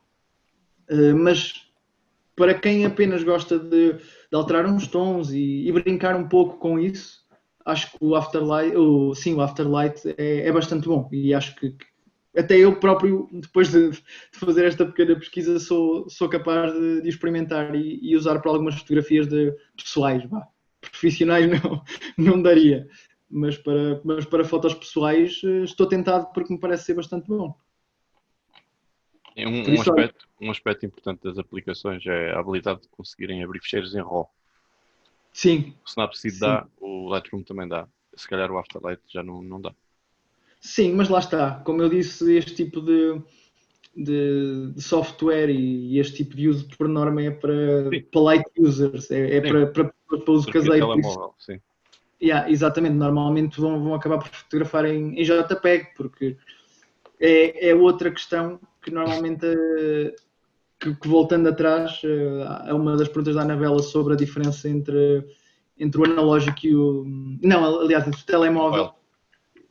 Exatamente, entre o mobile e as câmaras profissionais, é que normalmente há alguns telemóveis que o fazem, mas são poucos. Fotografam em 2 tipos de fecheiro, que é em JPEG, que é a fotografia normal, o tipo de fecheiro normal que nós usamos Processado de imagem. automaticamente pelo telemóvel. Exatamente, e faz um fecheiro intermédio com bastante qualidade, mas já com processamento, basicamente como revelar um rolo, ele revela já naquele formato, enquanto que o formato RAW, como o Jorge referiu muito bem, é um formato que ainda não tem qualquer tipo de compressão ou processamento. Ou seja, eu por acaso esta fotografia do Lightroom que estava a mexer foi fotografada em RAW. Ou seja, daí eu conseguir pegar numa zona que está branca e queimada, como era a do urso, e conseguir trazê-lo quase totalmente para a imagem. Porque como não foi processada, ainda tenho uma gama muito alta de tons para trabalhar e para puxar. E Mas também lá está. reflete também no tamanho do fecheiro. Um RAW ocupa, por exemplo, 14 megas e um JPEG para aí 2. Sim, exatamente, porque como tem muito mais fotografia. informação na fotografia, é muito mais forte, lá está. O equilíbrio dos brancos num JPEG é muito mais difícil de trabalhar do que num RAW, por exemplo. Exatamente, sim. Fotografando em JPEG, a cor que está normalmente é a cor que fica, tirando com estes filtros. Sim. Enquanto que no Lightroom, ainda estou a passar a partilha da ecrã, ainda está no Lightroom, não? Tá. Tá bom. Pronto. Ok, enquanto que aqui, por exemplo, eu tanto consigo pôr estes tons frios, que é um exagero, como consigo pôr tons super quentes, assim, este laranja. Porquê? Porque a fotografia foi fotografada em RAW. Se eu tivesse fotografado isto em JPEG, se ela tivesse desta cor, basicamente o que eu poderia fazer era só tipo, tentar mudar assim um bocadinho. E perdia-se muita informação. Exatamente, e perdia-se até muita qualidade. Enquanto que eu aqui consigo mexer e mantém-se a qualidade da fotografia, apesar de tudo. Por exemplo, aqui tenho um tom mais realista, aqui tenho um tom ligeiramente mais quente, mais frio, vá. É tudo uma questão de gosto pessoal, só que, porquê? Porque como está em RAW, eu consigo trabalhar isto tudo, porque tenho muita informação ainda no fecheiro. E para profissionais tem mesmo de ser fotografado assim, porque se falhamos a algum momento, por exemplo, em um grande problema nas fotografias de casamento, já agora é uma curiosidade, saída da igreja, a noiva tem um vestido branco. E então, temos de criar ali um equilíbrio entre apanhar a noiva com o vestido branco e apanhar um noivo normalmente com o fato preto. Ou seja, ou vamos ter um vestido normalmente como está este boneco, ou vamos ter um noivo completamente escuro. Então temos de tentar sempre arranjar ali um meio termo, que é aqui que entra a matemática e a sabedoria do fotógrafo, por assim dizer, que é tentar encontrar aquele equilíbrio naqueles segundos em que os noivos saem dentro da igreja para fora, que é quase instantâneo. E o tempo que as pessoas se põem à frente a mandar arroz, etc., uma pessoa não treinada para isso não consegue apanhar momento. E por isso a fotografia, apesar de ser um gosto para muita gente e que muita gente até quer entrar na área, e eu acho muito bem, porque é uma área muito bonita, mas tem de se trabalhar bastante. Muita gente acha o trabalho de um fotógrafo caro ou desvaloriza um pouco, mas porque normalmente não tem noção da dificuldade que é pôr todos aqueles valores na cabeça e saber criar todos aqueles efeitos específicos no momento certo. Dentro da igreja está escuro e chegas cá fora está um sol. Exatamente. Jesus, a exposição é completamente diferente. Exatamente, e naqueles segundos que tens para pensar, não é? Porque é para tudo te muito posicionares, pensar a exposição e rezar que ninguém te meta à tua frente. Não, que isso dá sempre umas cacetadas, né? Há sempre aquele tio que vai com a câmara à frente. Exatamente, já estamos habituados. É isso ou as amigas quando a noiva entra no altar. Já só vês smartphones no corredor. Mas pronto, basicamente é isso. Não sei se há mais alguma questão, mais alguma coisa que queiram perguntar. Não tens aí nenhuma fotografia que esteja muito escura que tenhas conseguido recuperar? Assim, na céu, assim? Talvez sim. Espera um pouco, deixa-me ver aqui o que é que tenho.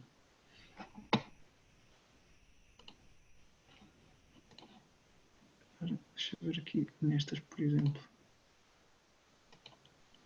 Ok. Esta talvez.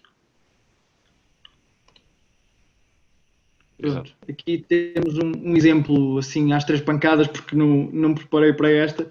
Mas, por exemplo, aqui eles estavam muito escuros. Os próprios olhos não se viam. Não se viam, é.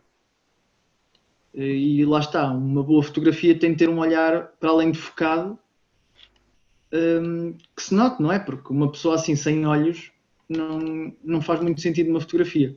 E então basicamente um dos trabalhos que fiz foi puxar a luz aos objetos principais, neste caso, aos sujeitos, que era a criança e o padrinho, e dar-lhe um toquezinho com máscaras, como eu já expliquei, nos olhos, não para ficar demasiado falso, não é? Porque eu podia chegar aqui e encher assim de luz para que se visse muito melhor, não é? Mas lá está, como eu disse, temos de encontrar um meio termo. E tendo um bom olhar e uma boa iluminação, conseguimos, pronto, aqui já não funciona, mas tendo um bom olhar e uma boa iluminação, conseguimos sempre chamar a atenção. E apesar de que lá está, como eu disse, não está preparado, este não é o melhor exemplo, mas acho que dá para mostrar as capacidades da ferramenta de edição que temos. E agora vou-te tramar. E o oposto? Que é com muita luz e para... Exatamente. Essas são difíceis. Deixa-me ver aqui este caso. Não, aqui não dá. Pois, lá está. Se eu tivesse aqui algum exemplo assim à mão, não. Também não é o caso desta. Mas pronto, eu penso que nesta fotografia aqui já falei um pouco nessa parte. Sim. Sim, no boneco, é verdade. Mas sim, acho que já falei um pouco disso. Seja como for, é muito mais difícil ir buscar informação muito clara do que a informação escura. Do que a escura. A informação escura está quase sempre lá. A informação pode estar queimada, se estiver muito branco. E exatamente, não tem lá nada. Pois, porque o branco lá está, é uma imagem queimada. Sim. E uma imagem queimada não tem informação. É irreversível, pois. Sim. É engraçado porque é o oposto do analógico. No analógico não consegues buscar os pretos, mas consegues buscar os brancos. Sim, mas porquê? Porque lá está, tu para obter os pretos tens de queimar mais. Exatamente. Por isso é engraçado porque é o oposto. Funciona na mesma base, para não estarmos a confundir o resto das pessoas, funciona na mesma base a nível de leitura de luz. Aquela questão do ISO, da velocidade e abertura é igual. Na revelação é que é diferente. Exatamente, na parte da revelação é que conseguimos ir buscar mais informação a um lado do que a outro. Exato. Pronto, é um pouco por aí, sim. Mas sim, Jorge, boas questões. Não, e é bom, porque lá está, há coisas que eu estando aqui a falar que não me lembro tão bem, eu não me recordo de falar, e é bom este tipo de partilha, questões para... Claro. Exatamente. Claro. Porque a ideia do webinar penso que seja mesmo essa. Mesmo essa, exatamente, é mesmo essa, Luís. E nós estamos numa fase em que de facto estamos mais preocupados com o conteúdo fotográfico, mais do que nunca, porque também a verdade é que enquanto equipa, e agora já posso falar mais abertamente, é uma das nossas preocupações maiores. Sabemos que produzimos um conteúdo escrito, portanto o nosso copywriting é bom e queremos associar-lhe um conteúdo fotográfico igualmente bom, porque lá está, falaste em bom senso e eu falo de equilíbrio. É importante que haja esse equilíbrio, que possamos oferecer aos nossos clientes um copywriting de qualidade, mas que a fotografia também seja consentânea com essa qualidade. E hoje estamos um bocado invadidos pelo conteúdo de telemóvel, feito pelo telemóvel, não é? Portanto, o que nós queremos efetivamente também, era um dos objetivos deste webinar, um deles, é também munir-nos dos argumentos necessários para defendermos a fotografia de qualidade, a fotografia profissional, feita por uma máquina profissional e dedicada à fotografia, e não por um aparelho que serve para telefonar e para obviamente serve para muitas outras coisas, não é? Mas pronto, não é o seu principal, a sua utilidade primária, não é? Como é óbvio, não questiono, e sei que sim, não questiono que não haja por aí telemóveis de altíssima qualidade e a fazer boa fotografia. Mas quero acreditar, e acho que tu hoje deste essa resposta também, quero acreditar que vale a pena apostar em fotografia profissional, em fotografia de qualidade feita por máquinas, e que isso se vai ver e que isso se vai destacar do meio da multidão. E basicamente o que eu te queria perguntar, e assim em jeito de conclusão, é para quem está como nós a trabalhar nesta área da criação de conteúdos Sim, para redes sociais, terias algum conselho, alguma sugestão? Sei que não é a tua área especificamente, não é, pronto, não produzes especificamente conteúdo para redes sociais, mas enquanto fotógrafo profissional, terias algum conselho para nos deixar? Sim. Acho que uma das coisas mais importantes, como dito já desde o início do webinar, tem a ver com a luz. A luz é muito importante para qualquer mensagem. E, por exemplo, até uma coisa que eu me apercebo, e, por exemplo, até em coisas básicas como vendas online, seja e-commerce ou seja vendas no OLX, eu noto que eu próprio e sinto que muita gente, vendo uma boa fotografia, tem mais interesse em comprar ou ver o objeto do que se forem umas fotografias mal tiradas. Eu sei que as pessoas não têm de ser fotógrafos profissionais para vender uma garrafa de vidro no OLX, não é? Mas, porque lá está, são coisas que temos em casa a mais e é para despachar. Mas eu vejo, às vezes também vendo artigos, como penso que muita gente vende online, e eu noto que aqueles em que perco um pouco mais de trabalho a pôr uma fotografia bonita, tirar uma boa fotografia com uma boa luz, objeto limpinho, tudo impecável, consigo vender por valores muito mais altos e valoriza muito mais tanto o objeto como até as próprias coisas que se estejam a vender, ou seja, vocês na vossa área, se tiverem uma boa fotografia, conseguem vender muito mais depressa os vossos serviços do que se tiverem uma má fotografia. Porque é uma ilustração.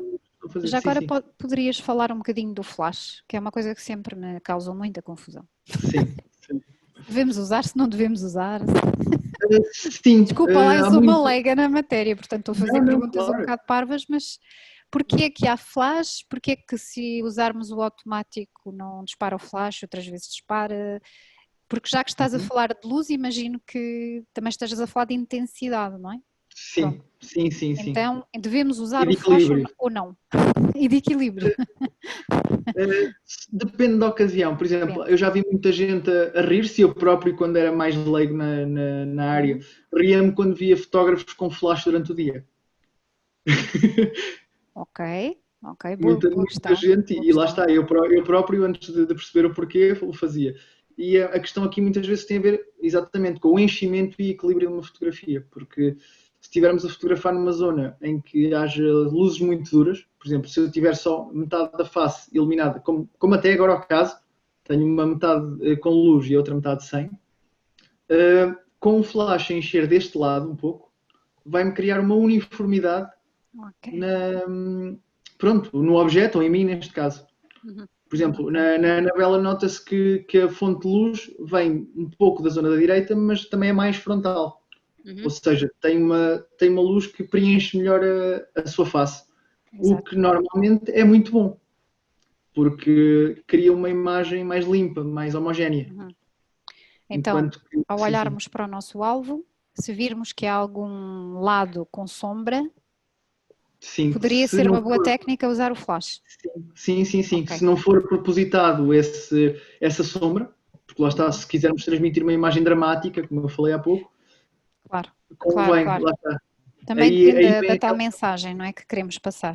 Exatamente, e tem a ver com aquela parte mais técnica que eu falei há pouco, porque se queremos transmitir um objetivo, se queremos transmitir uma mensagem, temos de pensar na forma e na técnica de o fazer.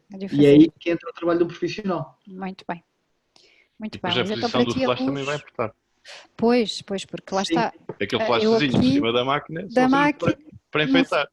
Pois, mesmo aqueles que se acoplam em cima sabes, aqueles que são acoplados a... Ok. Sim. Portanto, pode ser... É por isso é que tu usas aqueles focos de luz, não é, Jorge? Dos lados. Sim, eu nunca mando luz de frente. Nunca é pronto, ok. Exatamente, ou seja, o flash eu aconselho muito. Eu gosto muito de trabalhar com luz natural e é o que tento fazer sempre ao máximo. Mas há ocasiões em que é impossível e o flash é um salva-vidas. Sim. Até porque muitas fotografias que eu tenho acabam por ter a qualidade que têm e conseguem disfarçar um pouco até o próprio espaço, o ambiente e a atmosfera porque chegamos ali, o flash foca a luz naquilo que nos interessa, no sujeito principal. Muito bem. Por isso pronto, lá está, é uma Acho questão que tiraste uma das dúvidas maiores que eu tinha sobre fotografia. Sério, obrigada. Não, tem mesmo também a ver com o gosto pessoal, mas penso que o flash bem usado é uma mais-valia. É outro mundo, porque dá para meter também filtros nos flashes, afunilar o flash, alargar o flash, desbater mais a luz para ele espalhar melhor. É outro mundo. Mas é completamente. Basicamente, quando se começa a usar um flash, é reaprender fotografia. Sim. Ok. Porque basicamente, nós estando habituados à luz natural, somos nós que nos adaptamos à luz que existe. Sim. Enquanto com o flash, nós adaptamos a luz àquilo que queremos. Ok, muito bem. Então, a luz seria o teu conselho número 1? Sim, sem dúvida, porque uma boa luz faz o trabalho. Exatamente. Ok.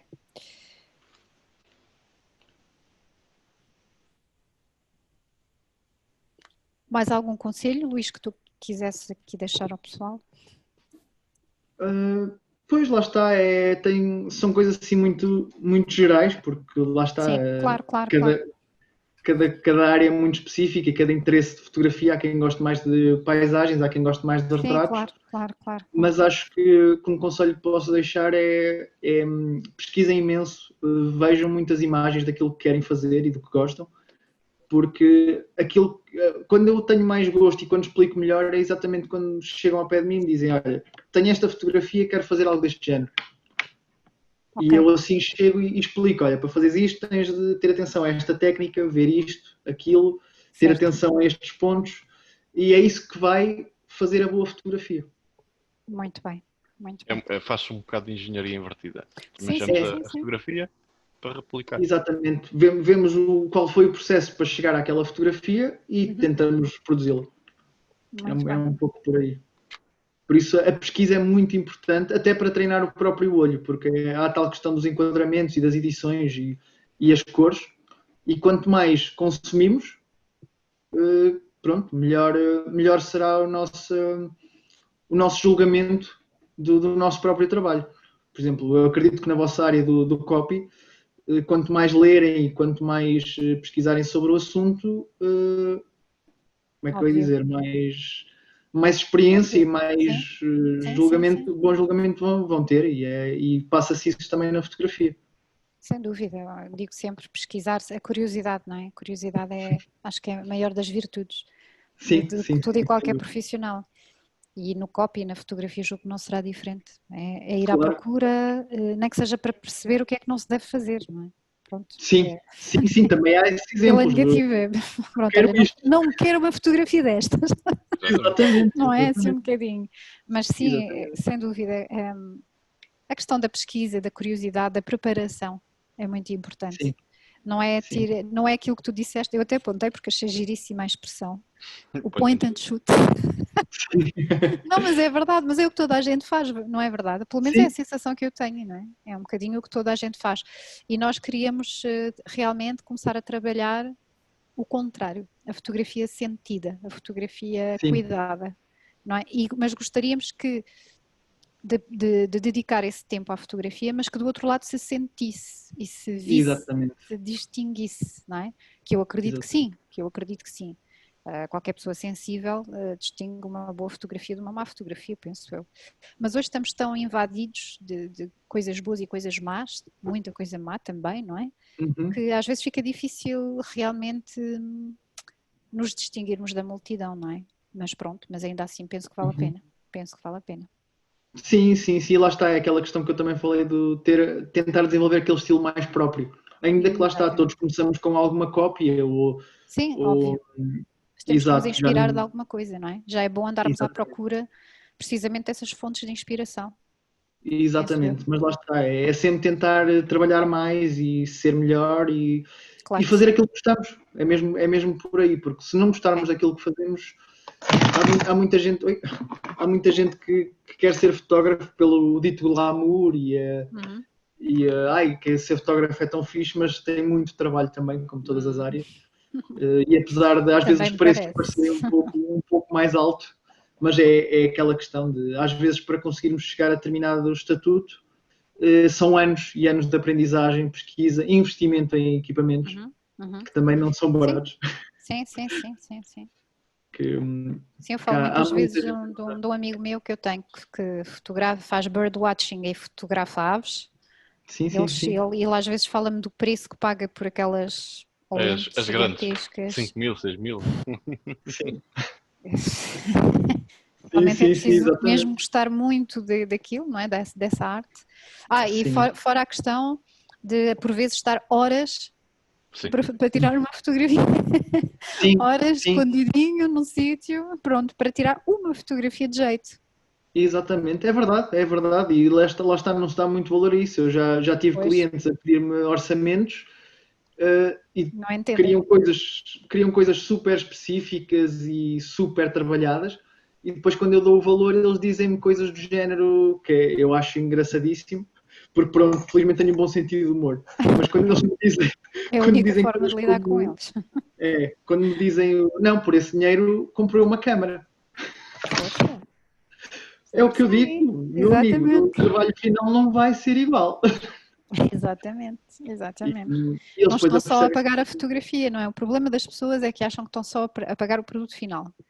Sim, isso é um problema em muitas áreas de trabalho, não é só na fotografia. As pessoas pensam que estão a pagar apenas o produto final, não estão a pagar os anos que tu estudaste e investiste em fotografia, a fazer formação, a queimar rolos, isso já há uns anitos, a fazer tentativas, não é?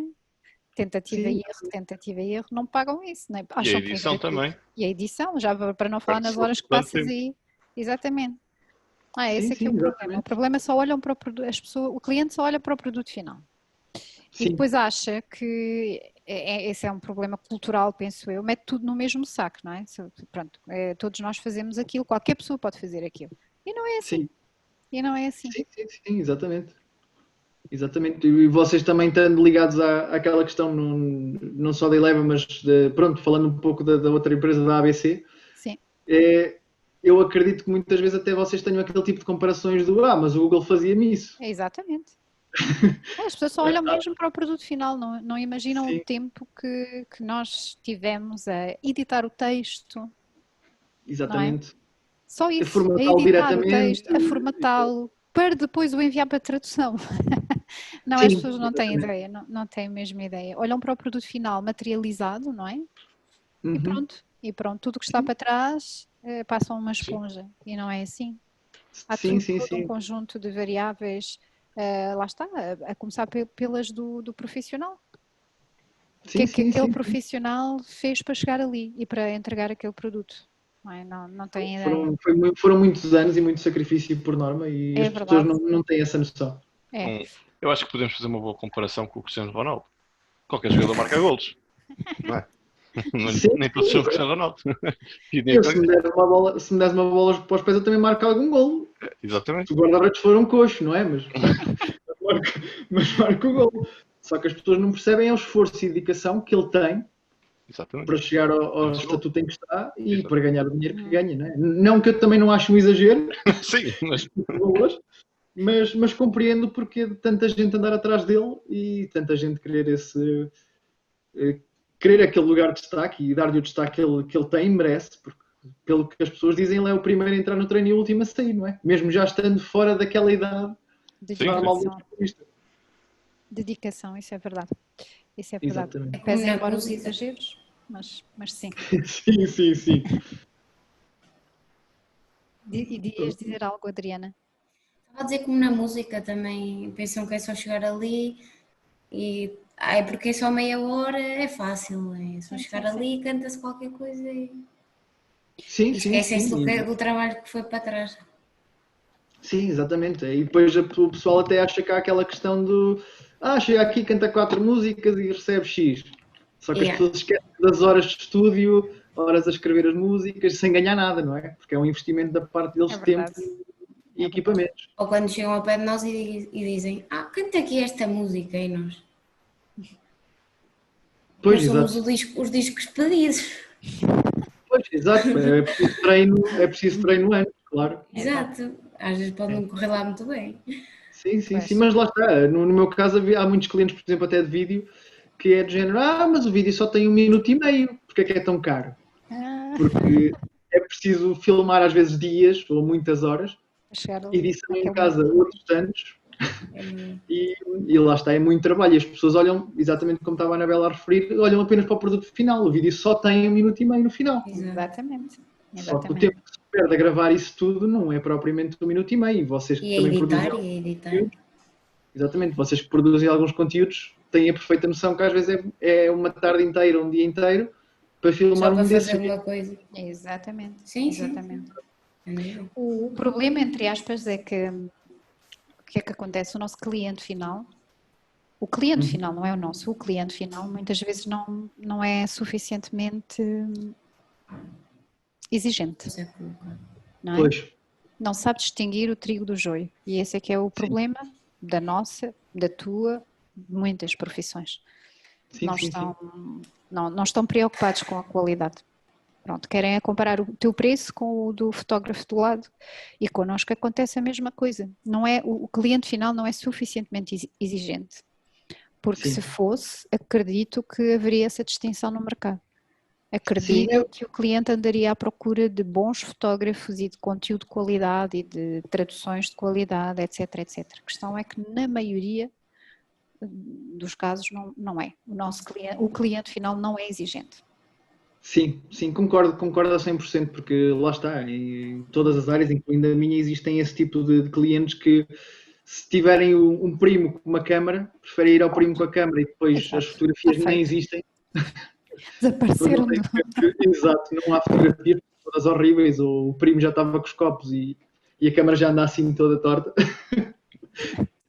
Mas depois já tive casos também, clientes desses, depois que vieram para mim para editar as fotografias que o primo tinha tirado. Do primo bêbado. Exato. Pois, exatamente.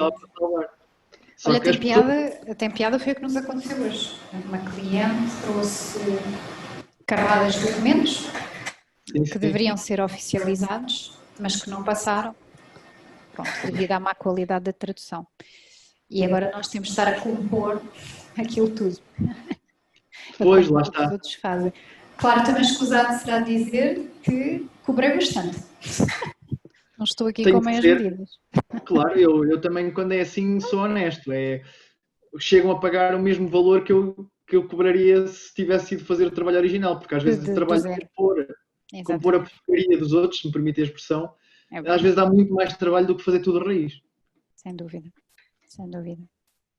É verdade. Às vezes até era preferível nem olhar para o trabalho feito e partir do zero mesmo. Só que no evento não é possível, não é? Não é possível repetir o casamento. Exatamente. E o cliente final tem de começar a perceber isso, porque é um dia. Eles não podem, se o tal primo falhar, porque está cá fora a beber minis com o resto da família ou qualquer coisa, se falhar em algum momento, eles perdem isso completamente, porque a não ser que alguma amiga tenha tirado o telemóvel, mas lá está, não vai ter aquela recordação, não vai ter aquele álbum. Sim. Vai ser um acumular de fotografias de Instagram. Mas pronto, lá está. É como a Anabela diz muito bem, o cliente final não é exigente o suficiente. E isso afeta muito o trabalho em geral. É verdade. Infelizmente é verdade. Mas pronto, mas nós não trabalhamos para esse cliente, nós trabalhamos para o cliente que quer um trabalho de qualidade e se quer distinguir. Pronto, é isso que eu quero acreditar cada vez mais. É para isso que eu trabalho. Sim, e que valoriza o meu trabalho. Exatamente, e felizmente ainda há pessoas que valorizam, porque o Jorge já me conhece há muitos anos e sabe bem que o meu lema é: prefiro trabalhar menos e bem do que aceitar todos os trabalhos por uma ninharia, andar-me a matar para não ganhar nada, porque não vale a pena. Porque quem não valoriza o trabalho ao ponto de pagar o valor dele, claro que sendo serviços, há sempre uma margenzinha para negociar. Óbvio. Penso que tanto na vossa área, como na minha e como qualquer outra prestação de serviços, que há sempre uma margenzinha. Mas lá está, o valor base está lá. E quem não dá esse valor, não vale a pena perdermos muito tempo. Sim, é verdade. Porque não valoriza o trabalho, o nosso perfil e o nosso trabalho, claro que sim. Concordo. Pronto. Não sei se alguém quer acrescentar mais alguma coisa, fazer alguma pergunta ao Luís. Não? Estão todos muito caladinhos. Pois, realmente, até temos alguns participantes, mas muito caladinhos. Não. Mas pronto, vou levar isso como um bom sinal. Haverá certamente mais ocasiões de fazermos este tipo de iniciativas e se calhar até de aprofundar, passar a um nível mais aprofundado e nessa altura, se calhar em presencial. Vamos ver como é que isto evolui. Sim. Com as máquinas nas mãos, não é? Com as máquinas nas mãos é outra coisa. Espero que haja essa oportunidade em breve, Luís. Assim claro que sim, até será mais fácil. Que eu aqui é mais fácil, claro que sim. Foi a claro primeira vez que fiz algo assim por webcam e fico um pouco mais nervoso.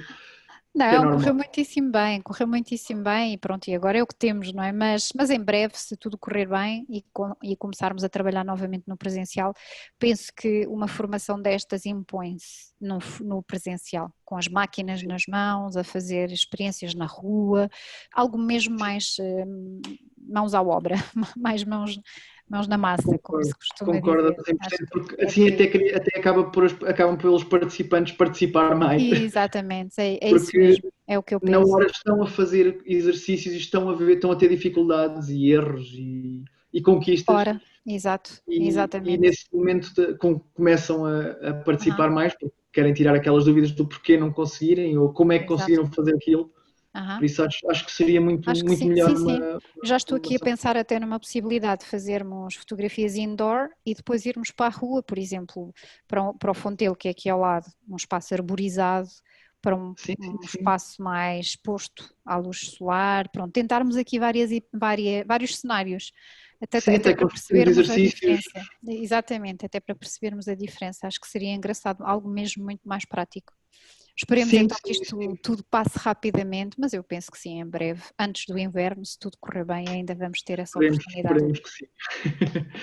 Boa, muito obrigada, Luís. Obrigada também ao Jorge, que deu aqui a sua colherada e que te trouxe a nós. Sim, mas para mim o Jorge é um especialista em fotografia. Eu quando tenho dúvidas é ele que eu me viro, não é? Ele sabe mesmo, exato. Pronto, o que é muito bom. E portanto, obrigada a ambos, em nome da Eleva e em nome de todos. Obrigada. Eu também agradeço imenso o convite. A oportunidade. Obrigada por tudo, pelo tempo que nos dispensaste também. E até breve. Vamos aqui forjar algo em termos formativos, sim. Teria imenso gosto. Mais ambiciosos, mais ambiciosos. Ok, Luís? Obrigada a todos pela participação também. Até breve. Até uma próxima. Tchau.